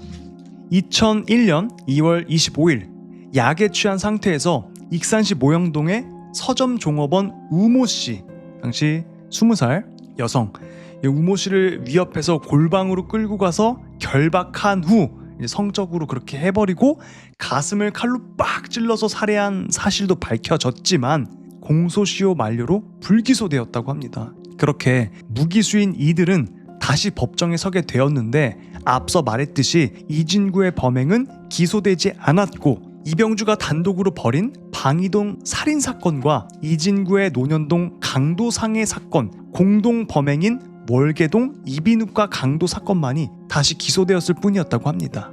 2005년 1월 4일 오후 3시 15분 서울 논현동에서 이진구는 모 골프클럽 뒤편에 주차된 차량 문이 잠겨있지 않은 걸 보고 문을 열고 거기서 담배를 꺼내다가 이를 목격한 차 주인 남모씨 경찰에 신고하겠다며 다가오자 남씨의 팔을 칼로 빡 찌르고 달아난 사건과 약에 취해 있던 이들이 진료 환자로 가장해 이비인후과에 들어가 상황을 살피다가 병원 진료실에 들어가서 원장을 칼로 위협한 거예요. 그리고 20여만 원을 빼앗고 결박한 뒤 달아난 사건이 있었습니다. 2000년 익산 어양동 주부 살인 사건의 유력 용의자로도 거론되고 있다고 합니다. 방이동 주부 살인 사건입니다. 약을 투약 후 가스 검침원으로 가장해서 빌라 침입을 했고 부녀자 강도 살인을 벌인 거였죠. 현금 인출기에서 돈을 뽑는 것도 찍혔나 보네요. 당시 CCTV 촬영 모습입니다. 2004년 10월 8일 오후 11시경 인근 공원에서 약을 투약한 이병주는 이진구의 집으로 찾아가던 중 서울 송파구 방이동 모 빌라 201호에 가스 검침원을 가장해서 들어가게 됩니다. 범행 장소는 피해자 이모 씨의 집이었는데 당시 56살이었어요. 집 안에는 이 씨와 친구인 김모 씨 둘이 있던 상태였습니다. 이병주는 빌라 내 부엌에서 가스 검침을 하는 행세를 하다가 부엌칼을 딱 꺼내 들고 강도로 돌변한 거예요. 피해자들을 위협하며 안방으로 끌고 간 다음 현금 10만 원과 신용카드 6장을 빼앗았습니다. 이어서 이 씨의 가슴과 등을 10회, 김 씨의 가슴을 8회 찔러서 죽였으며 이후 피해자들의 손에 있던 반지와 장롱에 있던 40만 원을 훔쳐서 빌라를 빠져나왔다고 합니다. 거기에 그치지 않고 10월 9일 새벽 1시 서울 중구 소공동 모 마트 내에 설치되어 있는 현금 지급기에서 합계 50만 원도 인출했다고 합니다. 이병주는 무기징역, 이진구는 징역 9년이 추가되었죠. 이진구의 사망과 여제 자백입니다. 2011년 암에 걸렸던 이진구는, 그러니까 간암에 걸렸어요. 이진구는 죽기 전 당시 사건 담당 형사를 불러 이병주의 또 다른 범행과 자신의 디스코텍 살인사건을 자백한 뒤 간암으로 사망했습니다. 이병주는 또다시 조사를 받게 되었고 또 한 번 더 기소될 경우 사형에 처해질 가능성이 높아 보였지만 2016년 이병주가 불기소 처분을 받았다는 사실을 보도했습니다. 당시 이병주는 진범만이 알 수 있는 그런 정보들을 말하면서 범행 일체를 자백했으나 이후에 경찰이 영치금을 줄 테니 허위 자백을 하라고 했다며 최초 진술 내용을 번복했던 거예요. 왜 심경 변화가 있었을까? 당시 사건 현장에 CCTV 영상 등 물적 증거가 없어서 불기소 처분이 될 수 있었습니다. 다만 당시에 알려진 사건의 내용은 다음과 같음을 알 수 있었습니다. 자, 명일동 주부 살인 사건 불기소 난 거예요. 2004년 8월 15일 오후 1시 약에 취해 있던 이병주와 이진구는 서울 강동구 명일동의 한 아파트에 침입해서 김모 씨를 흉기로 살해하고 금품을 훔쳐서 달아났습니다. 이병주가 자백했지만 증거 부족으로 불기소 처분되었죠. 당시 경찰은 현장에 담배꽁초가 아주 많았기 때문에 이병주의 자백을 듣고 현장에 있던 담배꽁초를 전부 다 검사했으나 현장의 DNA는 이병주와 하나도 일치하지 않았다고 합니다. 뭘까? 그러니까 확실한 증거가 없어서 불기소가 됐던 거고요. 자, 미아동 살인 미수 사건입니다. 당시 현장 검증입니다. 이 새끼인가 보네. 2004년 8월 19일 오전 3시 30분 이병주는 약에 취한 상태에서 서울 강북구 미아동의 한 주택 계단에서 귀가 중이던 채모 씨, 당시 21살, 엄청 어린 여자 채모 씨를 칼로 찔렀고 5분에서 10분 후 600m가량 떨어진 주택가 골목에서 마주친 원모 씨, 당시 19살. 이 원모 씨 미성년자도 칼로 찔렀다고 해요. 얘는 그냥 눈이 마주치면 찌르는구나. 약이 이렇게 위험한 겁니다, 여러분들. 당시 이병주는 범행 동기가 딱히 없었다고 했습니다. 채 씨는 한 달 동안 혼수 상태에 있었으며 원양 역시 3개월 동안 중태였으나 두 사람 다 다행히 목숨을 건졌다고 합니다. 그 21살과 19살 이 두 분. 이병주는 2019년 살인미수 혐의로 기소되어 재판을 받게 되었습니다. 2021년 11월 경찰이 징역 20년을 구형했다고 합니다. 2022년 1월 10일 대구지방법원 의성지원은 이병주에 대한 1심 공판에서 무죄를 선고했습니다. 왜 무죄지? 2022년 11월 17일 대구고법은 2심 공판에서 검사의 항소를 기각해 무죄를 선고했다고 합니다. 참 끔찍한 사건이었습니다. 서울 익산 2인조 연쇄살인 사건이었습니다. 자, 다음 이야기입니다. 제목 2주 전 하이킹을 갔던 가족이 실종되었다. 솔직히 우리도 그 가족을 찾을 거라고는 생각 못했어. 실종된 가족 말이야. 지난 일주일 반 동안 등산로는 전부 샅샅이 훑었다고 했고 애초에 우리 둘은 숙련된 하이커도 아니었거든. 나랑 형제인 에이스는 한 번도 제대로 오지 탐험 같은 건 해본 적이 없었어. 항상 표시 잘 되어 있는 정규 등산로만 걸었지. 최소한 의도적으로 벗어난 적은 없었어. 근데 소나무 사이를 걷다가 공식 등산로 표식이 어느 순간 싹 사라져버린 거야. 둘 다 핸드폰도 당연히 먹통이 됐고 우리가 따라가던 좁은 길은 나무 사이를 비집고 언덕을 타고 위로 올라가더니 결국은 흔적도 없이 뚝 끊겨버렸어. 돌아서 다시 내려갈까 하던 참이었는데 바로 앞쪽에 갑자기 뻥 뚫린 평평한 땅이 보였어. 가운데에는 오래된 돌로 쌓아놓은 모닥불자리 같은 게 있고 주변에는 빈 탄산 음료 캔들이 뒹굴고 있었지. 에이스가 투덜거리면서 캔들을 주워 담으러 갔다가 밝은 분홍색 가방을 발견하고 날 불렀어. 가방 안에는 공책이랑 점심봉지 그리고 나무늘보 인형이 들어있었어. 간식 찾았다. 에이스가 점심봉지를 나한테 던졌어. 아 진짜 더럽네. 봉지를 받자마자 안에서 올라오는 썩은 냄새가 훅 느껴지는 거야. 곰팡이 잔뜩 핀 오래된 샌드위치랑 물렁물렁하게 썩어가는 사과가 들어있었거든. 난 물컹한 사과만 집어들어서 에이스한테 집어 던졌고 에이스는 욕을 하면서 몸을 숙였어. 그리고 나서 둘이 가방 안을 뒤져봤지.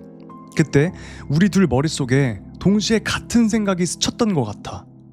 혹시 이 가방 실종된 그 가족 거 아니야? 우리가 길에서 벗어났잖아. 그 가족도 이 길로 들어왔다가 길을 잃고 돌아가지 못한 거라면?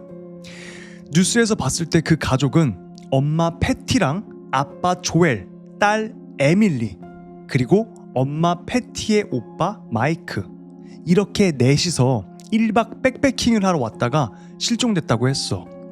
증언에 따르면 그 가족은 차를 등산로 입구에 대고 소나무숲 사이로 잘 닦여있는 여러 갈래의 등산로 중 하나로 들어갔다고 했지. 그게 일주일도 더 지난 일이었어. 그러니까 이 가족이 실종된 지 일주일 정도 지난 것 같아요.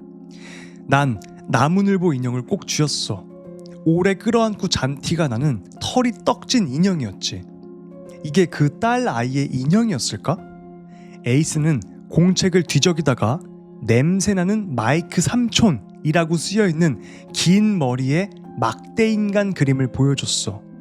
둘 다 피식 웃었는데 공책 안쪽 표지를 넘긴 순간 표정이 굳어버렸어. 거칠게 적힌 이름이 보였거든. 에밀리, 그리고 삼촌 마이크. 그 가족들 이름 맞지? 내가 말하면서 소름이 쫙 끼쳤어. 맞는 것 같아. 에이스가 주변 숲을 힐끔힐끔 둘러봤어. 이거 당장 신고해야 돼. 오후 햇빛이 우리 머리 위로 비스듬하게 내려앉고 있었어. 캠프 흔적 말고는 가족의 다른 자취는 보이지 않았어. 분명 여기서 짐을 챙겨서 다시 걸어 나간 것 같은데 어느 쪽으로 갔을까? 난 주위를 살피다가 조금 떨어진 곳에서 뭔가 분홍색이 펄럭거리는 걸 봤어. 로안, 멀리 가지 마! 에이스가 소리쳤어. 그러니까 주인공 이름이 로안인 것 같아요. 로안의 형이 에이스고, 난 가시덤불이랑 마른 낙엽을 푹푹 밟고 올라가서 쓰러진 나무에 걸려있던 분홍색 천조각을 잡아챘어. 이거 여자의 스웨터야! 난 소리쳤어. 바로 근처에는 경사진 언덕을 따라 올라가는 좁은 길도 하나 나 있었어. 에이스는 한참 아래에 멈춰 서 있었어. 그러더니 가방을 뒤적거렸지. 파란 테이프를 꺼내서 캠프 쪽 나뭇가지에 칭칭 감았어. 그리곤 우리가 오던 길 쪽으로 또 내려가는 거야.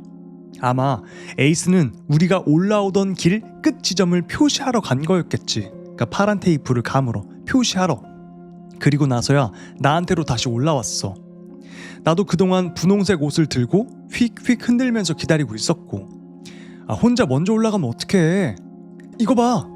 내가 말을 잘랐어. 스웨터 목 뒤를 뒤집어서 태그를 보여줬어. 매직으로 이름이 적혀 있었지. 에밀리. 저 위로도 길이 이어지는 것 같아. 나는 언덕 위쪽을 가리켰어. 근데 우리 그쪽에서 올라온 거 아니잖아. 에이스가 언덕 위를 한 번, 캠프 쪽을 한 번 번갈아 보더니 인상을 찌푸렸어. 이거 완전 길에서 벗어났는데? 그러더니 또 파란 테이프를 뜯어서 근처 나뭇가지에 하나 더 붙였어. 에이스, 우리가 찾아야 돼.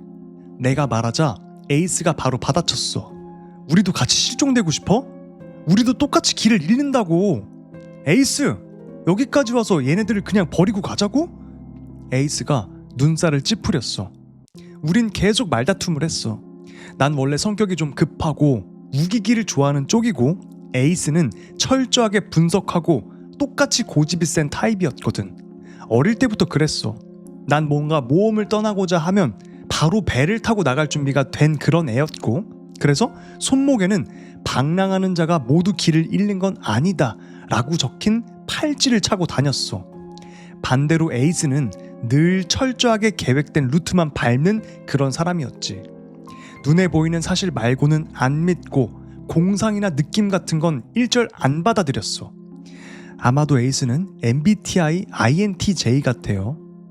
자, 이어서 오늘도 에이스는 우리가 길에서 벗어났다고 느낀 순간부터 파란 마스킹 테이프로 나뭇가지를 표시하고 돌을 쌓아서 작은 돌무더기를 만들고 있었어. 상황을 빠르게 판단하고 결론을 내리면 그 자리에서 당장 해버리는 스타일이었지. 에이스 마음을 움직이려면 산 하나를 움직이는 게 더 빠를 거야. 근데 나도 그 정도로 만만한 사람은 아니고 황소고집이야. 나는 으르렁거리듯 말했어. 에밀리를 생각해봐. 나는 숲 쪽을 가리켰어. 그 애가 지금 저기 어딘가에 있고 이 나무늘보 인형을 기다리고 있다고. 우리가 그냥 돌아가서 영원히 그 아이의 흔적을 놓쳐버리면 나 진짜 평생 용서 못해. 에이스 얼굴에 망설임이 느껴졌어. 해가 더 기울면서 공기가 서늘해졌고 주황빛 햇살이 에이스의 갈색 머리를 황금빛으로 물들였어. 근데 얼굴은 그림자에 가려져서 표정을 제대로 알아볼 수가 없더라. 우리가 해 지기 전에 그 가족을 찾으려면 지금 당장 움직여야 됐어. 에이스가 목구멍에서부터 답답한 소리를 냈어. 그러더니 욕을 한마디 내뱉고 파란 테이프 뭉치를 꺼내더니 내 손에 꽂히듯 쥐어줬어. 지금 네가 하는 짓 진짜 네 인생에서 제일 멍청한 짓이야. 알지? 난 신고하러 갔다가 다시 널 찾으러 올 거야. 네가 여기서 길을 잃고 굶어 죽기라도 하면 나 평생 너 용서 안 한다. 나무마다 테이프 붙여 로한. 알았지? 약속할게. 에이스가 날 꽉 안더니 몸을 돌려 내려가기 시작했어. 난 다시 위쪽 경사를 훑어봤어. 거기 있었어. 생각보다 더 분명하게. 낙엽이 덮인 넓은 길 하나가 소나무 사이를 비집고 위로 이어지고 있었지. 난 나무에 테이프를 붙이고 그 길을 따라 올라가기 시작했어. 위로 올라갈수록 공기가 싸늘해졌어. 마치 이쪽 공기만 얇고 차가운 것처럼. 그래도 길 자체는 넓고 장애물도 없었어. 오후 햇빛은 소나무 사이로 잘게 쪼개져 들어와 길 위에 얼룩처럼 떨어져 있었고, 길이 너무 잘나 있어서 나도 모르게 테이프 붙이는 걸 까먹을 뻔했어. 길이 이렇게 뚜렷한데 굳이 표시가 필요할까 싶을 정도였거든. 그래도 에이스랑 약속했으니까 나는 테이프를 아낌없이 썼어.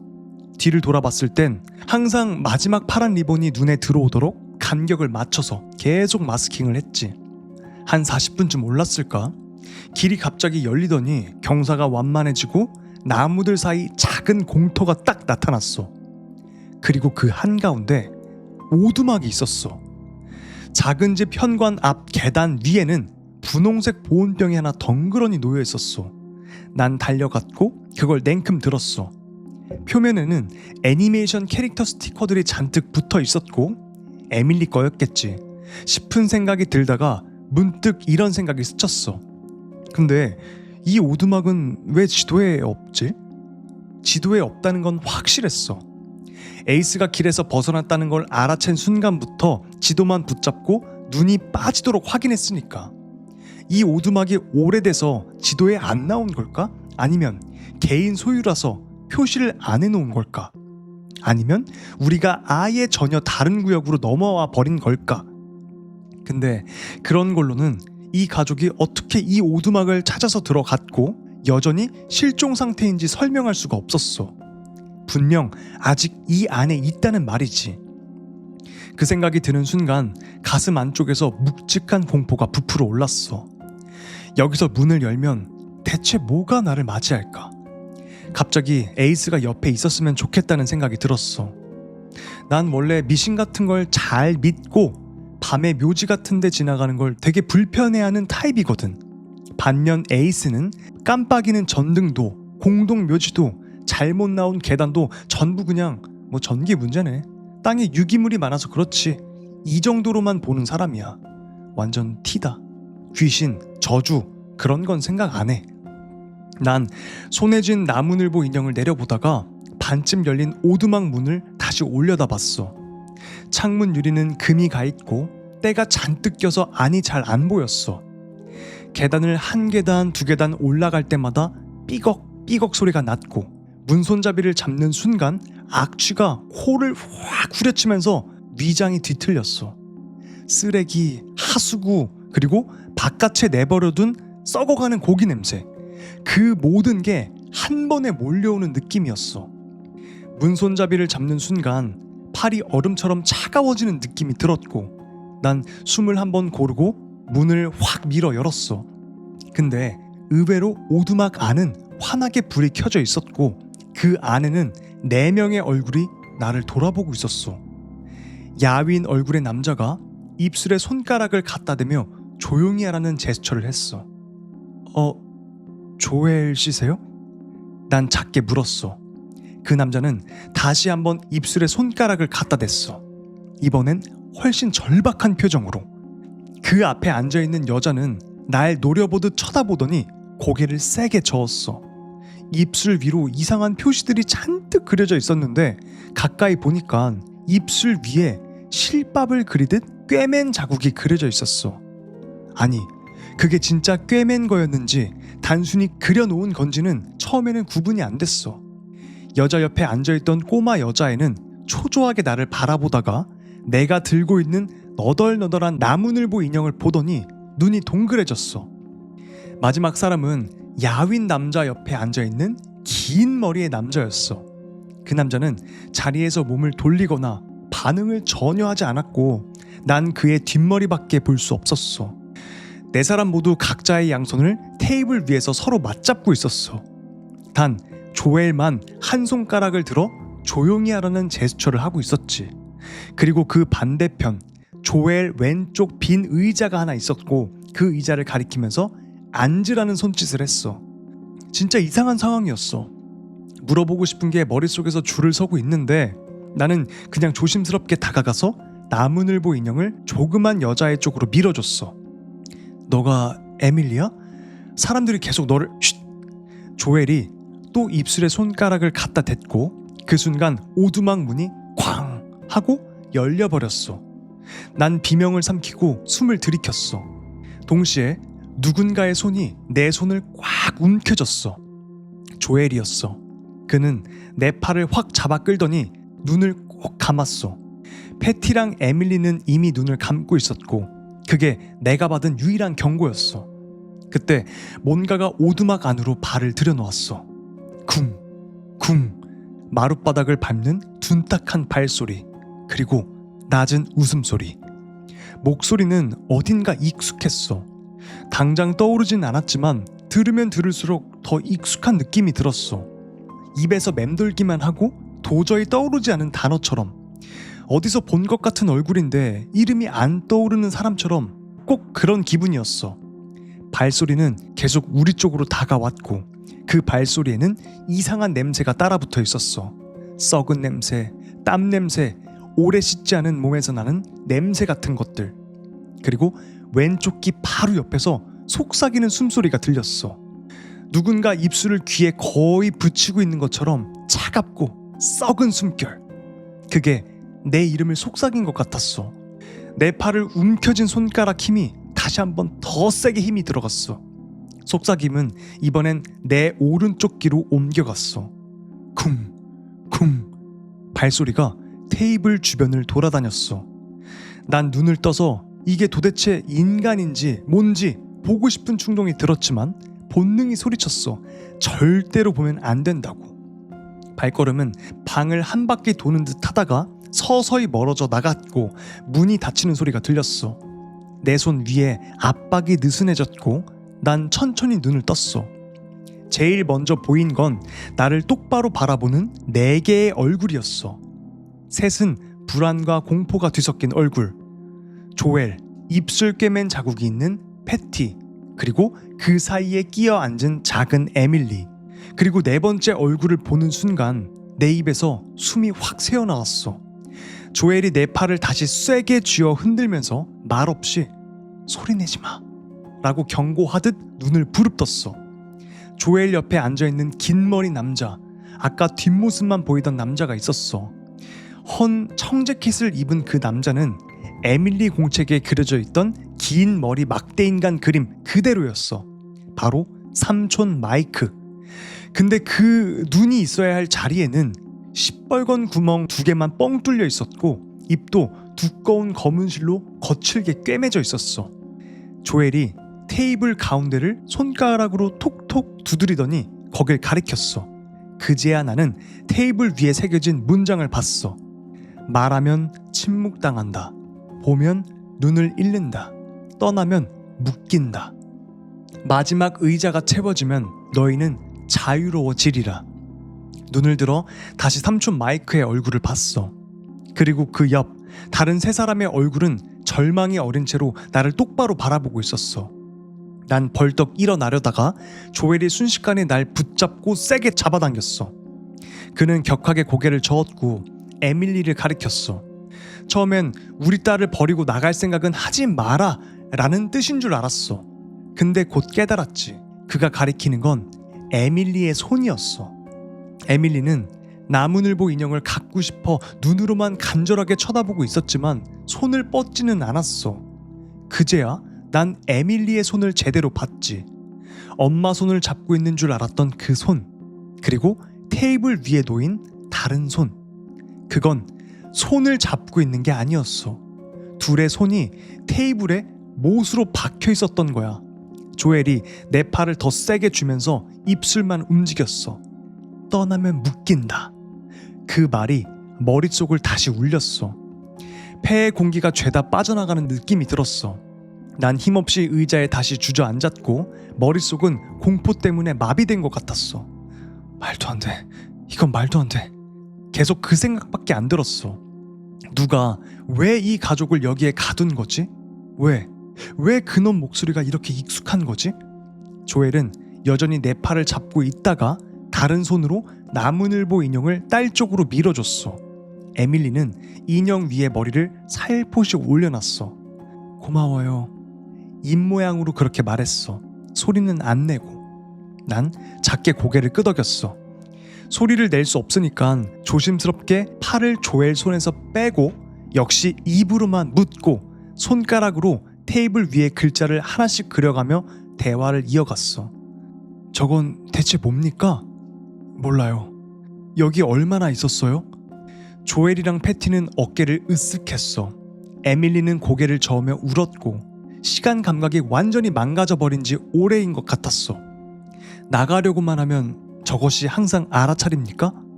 조엘은 잠시 멍하니 있다가 결국 이렇게 설명했어. 에밀리랑 마이크 삼촌이 먼저 이 길을 발견했고 오두막을 찾았다고. 오두막은 조엘 눈에는 폐가처럼 보였지만 에밀리랑 마이크는 그 안에서 누가 부르는 소리를 들었다고 했대. 그래서 온 가족이 오두막 안으로 들어왔고 그때 테이블에 새겨진 문장을 발견했다는 거야. 그 글을 같이 읽으며 이게 무슨 뜻이지 하고 이야기하고 있을 때 바로 그놈이 들어왔고 마이크 삼촌이 놈을 봤다가 눈을 빼앗긴 거였어. 마이크는 비명을 지르면서 모두한테 도망쳐! 소리를 질렀고 패티는 에밀리를 데리고 한쪽으로, 조엘은 다른 쪽으로 도망쳤대. 조엘은 놈을 반대로 끌고 가려고 했지만 결국 숲에서 길을 잃었고 패티와 에밀리는 도망치다가 방향 감각을 잃고 돌고 돌아서 다시 이 오두막으로 돌아와 버린 거야. 그놈은 바로 뒤까지 따라왔대. 둘은 안으로 숨어들어서 문을 막으려고 했지만 놈이 문을 부수고 들어왔고 조엘이 겨우 다시 오두막으로 돌아왔을 때 패티와 에밀리가 테이블에 손이 박힌 채로 앉아 있었고 패티는 입이 검은 실로 꿰매져 있었다는 거야. 지금 조엘은 손가락으로 글자를 긁듯 테이블 위에 써내려가면서 입으로도 그 말을 반복했어. 난 가족을 두고 못 나갑니다. 난 내 쪽을 가리켰어. 그리고 입으로 말하면서 글자를 새겼어. 당신은 안 나가도 돼요.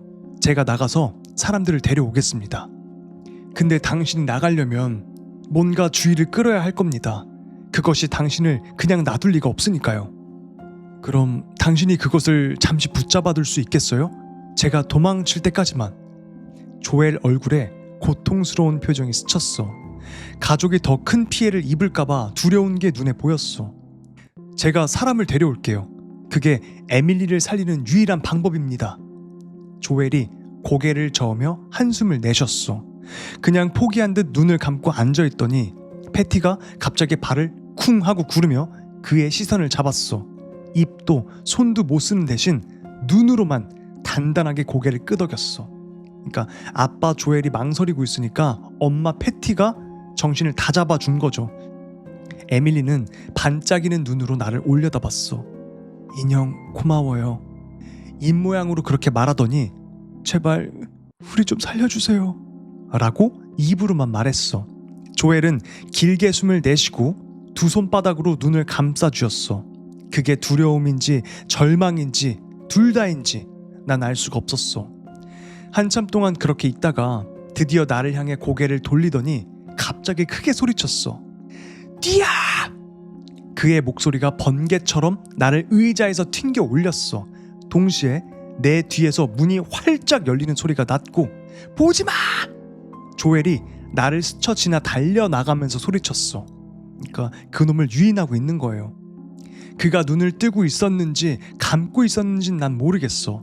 내가 아는 건 조엘이 소리를 지르며 놈에게 달려들었고 에밀리가 훌쩍이며 숨을 삼켰고 나는 벽을 손으로 더듬으면서 눈을 꼭 감고 문 쪽으로 몸을 끌어갔다는 거야. 그놈의 웃음소리가 또 내 귀 바로 옆에서 들렸고 조엘의 신음소리 그리고 쾅 하는 소리와 함께 조엘이 다시 의자 쪽으로 내동댕이 쳐지는 소리가 들렸어. 바로 이어서 망치질 소리 쿵쿵쿵. 그리고 나는 밖으로 나와 있었어. 문을 꽉 닫아 걸고 눈을 떴고 그대로 숲으로 내달리기 시작했지. 하늘은 이미 보라색으로 깊게 물들어 있었고 별빛이 앙상한 나뭇가지를 통과해 반짝거리고 있었어. 시간이 얼마나 흘렀는지 해가 언제 졌는지도 모르겠더라. 나는 언덕을 따라 계속 뛰었어. 머릿속에는 딱 하나의 생각뿐이었어. 멀리, 더 멀리. 다리는 불타는 것 같았고 폐는 터질 것 같았어. 그래도 필사적으로 내달렸지. 그러다 갑자기 멈춰섰어. 왜냐면 내 앞에 그 오두막이 또 서 있었거든.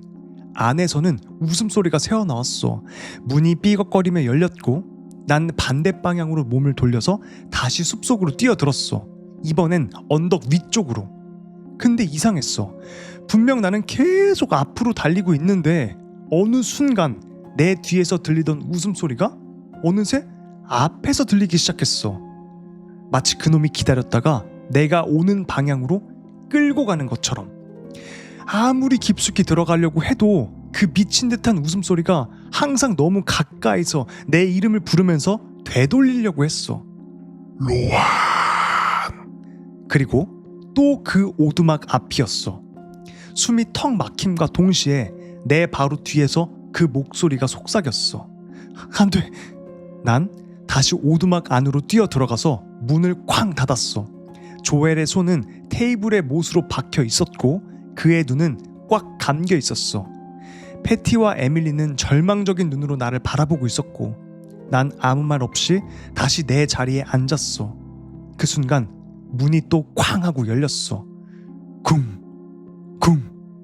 무겁고 둔탁한 발소리가 방 안으로 나를 쫓아 들어왔고 썩은 숨결이 내 어깨 위로 흘렀어. 차갑고 끈적한 손가락이 내 어깨를 꽉 움켜쥐는 느낌이 들었어. 난 패닉 상태로 몸부림치면서 그 손을 뿌리쳤어. 내 주먹이 뭔가 딱딱한 뼈에 부딪히는 느낌이 났지만 놈은 아무렇지도 않은 듯 웃음만 더 크게 터뜨렸어. 웃으면서 내 귀에 대고 이름을 불렀어. 시라! 내 비명이 방 안을 찢었어. 로안! 그 목소리가 내 귀에 파고들었어. 인간 같지 않은 소리였어. 근데 이상하게도 너무 익숙했어. 노랫가락 같은 익숙함. 가사를 잊어버렸는데 멜로디만 하는 오래된 자장가처럼, 마치 내가 태어나기도 전부터 알고 있던 존재처럼. 놓으라고! 난 목이 터져라 소리쳤어. 난 비명을 지르고 침을 튀기고 있는 힘껏 발버둥 쳤는데 그 소나기는 점점 더 세게, 더 깊게 내 살을 파고들었어. 마치 발톱처럼. 난 의자에서 질질 끌려 내려갔고 발꿈치가 나뭇바닥을 긁으면서 땅에 자국을 남겼어. 놈은 웃으면서 날 끌어내렸어. 로안! 멈춰! 난 에이스라고! 갑자기 놈의 목소리가 바뀌었어. 분명한 인간의 목소리. 나를 바닥 위로 질질 끌고 가면서 계속해서 내 이름을 부르고 있었어.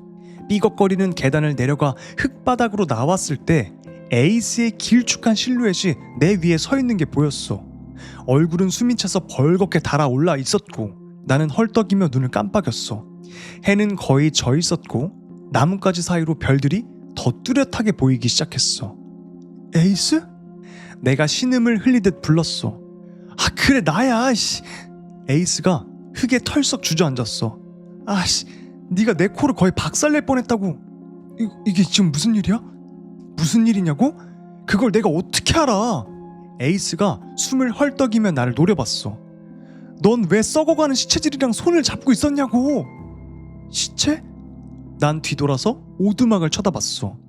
우리는 현관 계단 바로 아래 흙바닥에 누워 있었고 문은 삐뚤게 열린 채 덜컹거리고 있었어. 안은 깜깜했지만 냄새는 처음 문을 열었을 때보다 더 미쳐버릴 것 같았어. 에이스는 내 팔을 확 다시 잡아당기며 숲속으로 끌고 가려고 했어. 일단 여기서 좀만 떨어지자. 형 잠깐만, 에밀리는? 나도 모르게 그 말이 튀어나왔어. 머릿속은 아직 멍했고 현실감이 안 돌아왔거든. 난 다시 한번 오두막을 힐끗 봤어. 오두막은 내가 처음 봤을 때보다 훨씬 더 폐가 같았어. 창틀은 반쯤 부서져 있었고 유리는 다 깨져 있거나 없었고 지붕은 금방이라도 내려앉을 것처럼 휘어져 있었고 열린 문 사이로 보이는 안쪽은 어둠이 잔뜩 차 있었고 그 안쪽 테이블 주위에 뭔가 앉아있는 실루엣들이 보였어. 아무 움직임이 없는 축 늘어진 형체들. 그때 에이스가 더 세게 내 팔을 끌어당겼어. 우린 소나무 사이로 몸을 숨기듯 들어갔고 내가 왜 그냥 길 따라 내려가지 않느냐고 묻자 에이스가 이를 갈듯이 말했어. 야, 길 같은 건 없어. 네가 남겨놓은 테이프 찾는 것도 겨우였다고. 나는 마치 꿈이랑 현실 사이에 끼인 것 같았어. 에이스는 핸드폰 플래시를 켜고 파란 테이프를 찾아 여기저기 비춰봤어. 테이프가 안 보이는 구간에는 에이스가 자기 양말이랑 머리띠, 가방 안에 있던 잡다한 것들을 나무에 묶어두면서 나만의 표시를 추가해서 만들어 놨더라고. 그걸 따라가며 겨우겨우 빗나가지 않고 거기서 내려올 수 있었어. 우리가 아까 봤던 캠프 자리까지 돌아왔을 때쯤 하늘은 완전히 까매졌어. 경찰은? 내가 물었어. 안 불렀어. 에이스는 아직도 내 손을 꽉 잡고 있었어. 마치 놓치면 다시 내가 사라질 것 같다는 듯이. 조금 가다가 그냥 네 옆에서 같이 멍청하게 죽는 게 널 잃어버리는 것보다 낫겠다는 생각이 들어서 다시 돌아왔어. 그래서 우리를 찾으러 올 사람은 아무도 없었던 거야. 우리는 작은 불을 피우고 서로 몸을 붙이고 앉아서 해가 뜰 때까지 기다렸어. 그동안 에이스가 자기가 봤던 걸 천천히 더듬거리듯 털어놨어. 에이스는 내 파란 테이프를 따라 오두막까지 올라와서 내가 테이블에 앉아 눈을 꽉 감고 있는 걸 봤대. 이름을 여러 번 불러도 반응이 없고 오히려 얼굴만 더 굳는 걸 보고 에이스는 테이블 위에 둘러앉은 가족들을 봤어. 에이스 눈에는 그냥 다 같이 테이블에서 손을 잡고 앉아있다가 그대로 죽어버린 사람들처럼 보였대. 그리고 나는 그 썩어가는 손들을 똑같이 잡고 있었고 당연히 기겁을 했지. 그중 한 남자는 눈이 없었고 눈알 하나가 다른 손에 들려 있었대. 스스로 눈을 파낸 것처럼. 그리고 썩은 냄새는 상상 이상이었고 그걸 본 순간 에이스는 밖으로 뛰쳐나가서 토를 했대. 토할 거리를 전부 토하고 나서야 다시 안으로 들어가서 나를 데리러 갔는데 그 순간 내가 에이스를 그대로 들이받고 뛰쳐나갔다는 거야. 나는 오두막 주위를 거의 두세 바퀴를 미친 듯이 돌아다니면서 도망쳤고 에이스는 코피를 흘리면서 내 뒤를 쫓아다녔고 그러다 또 어느 순간 나는 다시 제자리에 돌아와서 테이블 의자에 얌전히 앉아 시체들이랑 손을 다시 잡고 눈을 꽉 감고 있었다는 거야. 그걸 보고 에이스가 날 붙잡았고 그때 내가 팔을 휘두르면서 에이스 코를 후려 갈겼다는 거고 난 작게 말했어. 그리고 나서 숨을 한번 고르고 물었어. 테이블 위에 글씨 같은 것도 봤어? 에이스가 한참 말이 없다가 낮은 목소리로 말했어. 마지막 의자가 채워지면 어쩌고 뭐 그런 거. 소름 돋더라. 의자들은 다 차있고 딱 하나만 비어있던데. 에이스가 기묘하게 웃었어. 농담인지 떨림인지 헷갈리는 웃음이었지. 근데 웃긴 건 나도 잠깐 거기 앉고 싶다는 생각이 들었다. 진짜 잠깐. 미친 거지. 다행히 에이스는 상상력이란 걸 거의 안 갖고 사는 사람이라 그 이상한 충동을 그냥 말도 안 되는 생각이라고 치부하고 그냥 날 깨우러 들어왔던 거야. 아마 그게 에이스와 나를 살린 결정적인 지점이었을 거야. 우리는 하늘이 희게 밝아오기 시작할 때까지 기다렸다가 겨우 몸을 일으켜 서서 사슴들이 다니는 좁은 길을 따라 문명으로 돌아왔고 내려가자마자 우리가 발견한 가족 이야기를 신고했어. 근데 그 가족은 아직도 실종 상태야. 구조대는 우리가 말한 캠프 자리까지는 와봤는데 그 뒤로는 우리가 남겨놓은 그 흔적들, 그 마스킹 테이프 그거를 아예 못 찾았대. 파란 테이프도 돌무더기도 우리가 남겨놓은 표시들도 더 이상 이어지지 않았다고 했어. 그 가족은 아직도 그 오두막에 있어. 그 탁자에 묶인 채로 영원처럼 긴 시간 동안. 그리고 나한테 기대고 있어. 내가 사람들을 데려오기를. 난 분명 다시 그 길을 찾을 수 있을 것 같아. 근데 너무 무서워. 그 마지막 의자까지 누군가가 채워졌을 때 무슨 일이 벌어질지 상상만 해도 속이 뒤집힐 만큼 끔찍해. 뭔가 변하는 건 분명한데 그게 무엇인지 생각하려고 하면 뼛속 깊이 소름이 올라와. 그래서 이렇게 묻는 거야. 내가 어디로 가야 하는지 알려주면 당신은 에밀리를 구하러 갈 거야? 당신은 영원히 갇히지 않을 거야. 아마도 마지막 의자가 채워지면 너희는 자유로워지리라 라는 이야기였습니다. 이번 이야기 꽤 길었죠? 제가 해석한 거는 이 오두막에 지방령 같은 게 있었던 것 같다. 그래서 이 가족을 먼저 유인해가지고 앉혔던 것 같고 사람 정신을 뺏어가지고 착각을 하게 해서 자멸하게끔 만든 것 같아요. 시간, 공간 그런 감각을 다 빼앗고 시간이 얼마나 흘렀는지 모르는 거죠. 그래서 거기서 썩어 문드러져 갔던 거고 그 삼촌 마크는 실제로 자기 누나를 직접 뽑았던 것 같아 보였고요.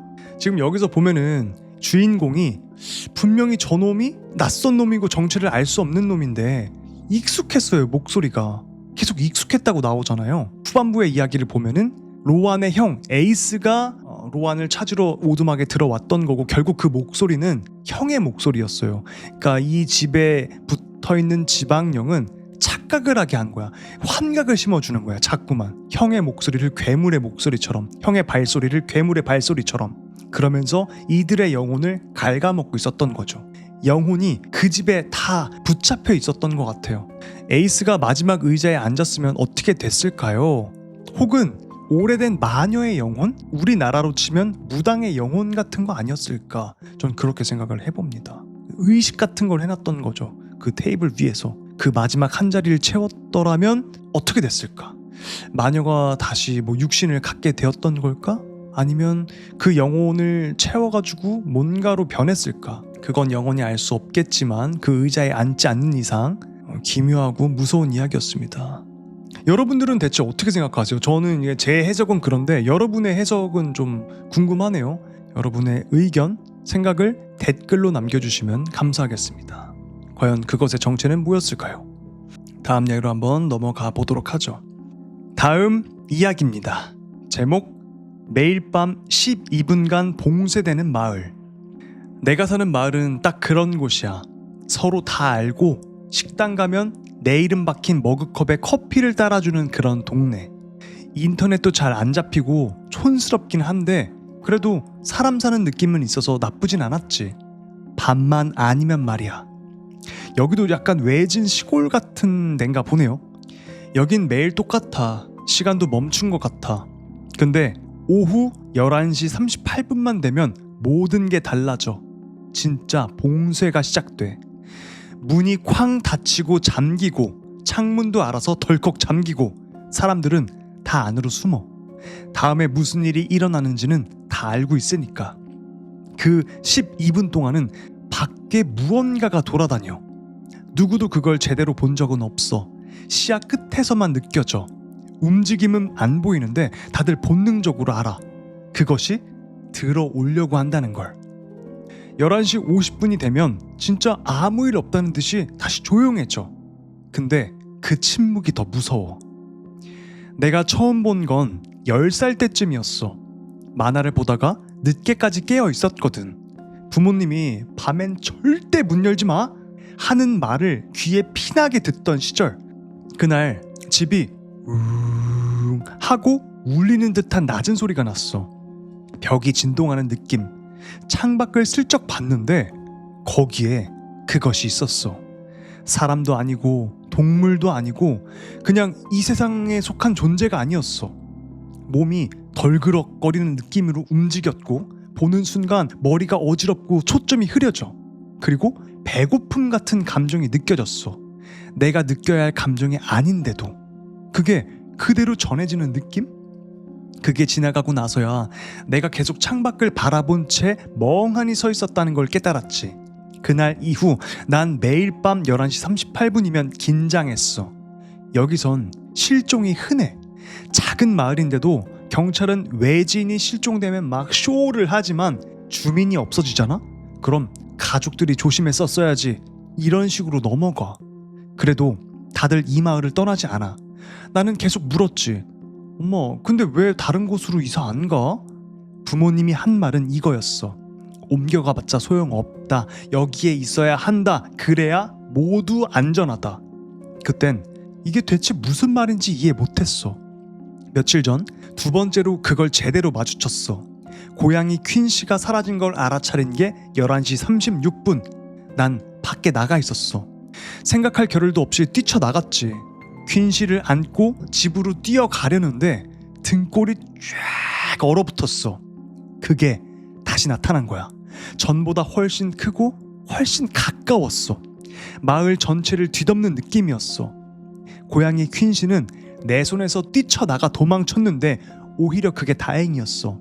그것의 관심은 온전히 나한테 쏠려 있었으니까.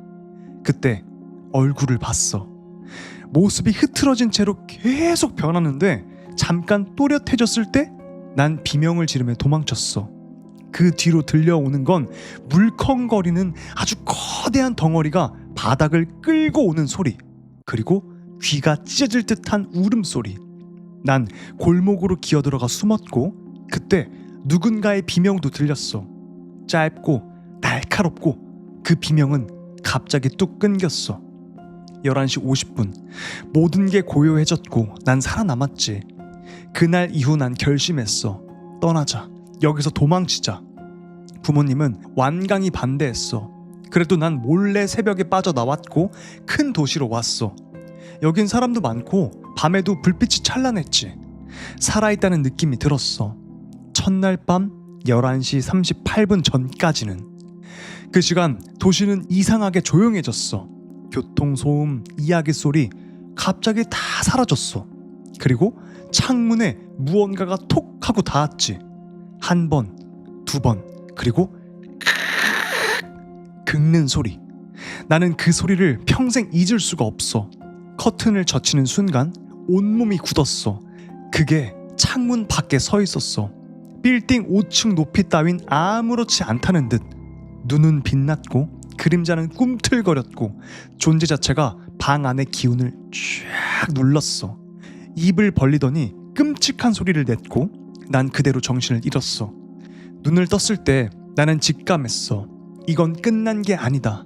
도망친 게 아니라 내가 데리고 온 거다. 부모님이 했던 말 이제 이해가 돼. 그냥 여기에 있어야 된다. 그래야 모두가 안전하다. 그 말의 모두는 우리 마을 사람들이 아니었어. 세상 전체였어. 그걸 내가 밖으로 빼낸 거야. 이 도시는 100만 명이 넘고 이젠 더 멀리까지 퍼질 수도 있어. 그러니까 제발 밤 11시 38분부터 11시 50분까지는 어디 있든 집 안에 있어. 이제 여기가 안전한 곳이 아닐 수도 있어. 라는 이야기였습니다. 이번 이야기는 약간 미스테리한 크리처물 같았습니다. 정체를 알 수 없는 존재는 뭐였을까요? 이 글을 처음 읽으면서 바로 전에 제가 했던 이야기, 그러니까 바로 전 라이브에서 했던 이야기 중에 포인트 파인 마을에 대한 이야기가 있었어요. 거기도 굉장히 폐쇄적이었고 퍼레이드가 있을 때마다 사람이 실종되고, 여기도 되게 폐쇄된 마을이고 그 마을 사람들은 그것의 존재를 알고 있으면서 밖으로는 안 나갔죠. 이 괴물이 따라올까봐. 어쩌면 같은 마을의 이야기일까? 그건 모르겠네요.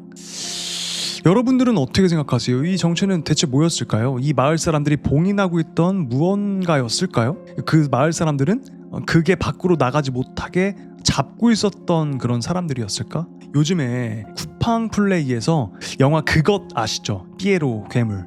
그거 드라마판이 나오고 있는데 거기도 요런 그런 비슷한 내용이 나와요. 폐쇄된 마을 안에서 벌어지는 일들, 끔찍한 일들. 궁금하신 분들은 다들 많이 가입하셨잖아요. 그러면 쿠팡 플레이 공짜거든요. 가서 한번 보세요. 재밌습니다.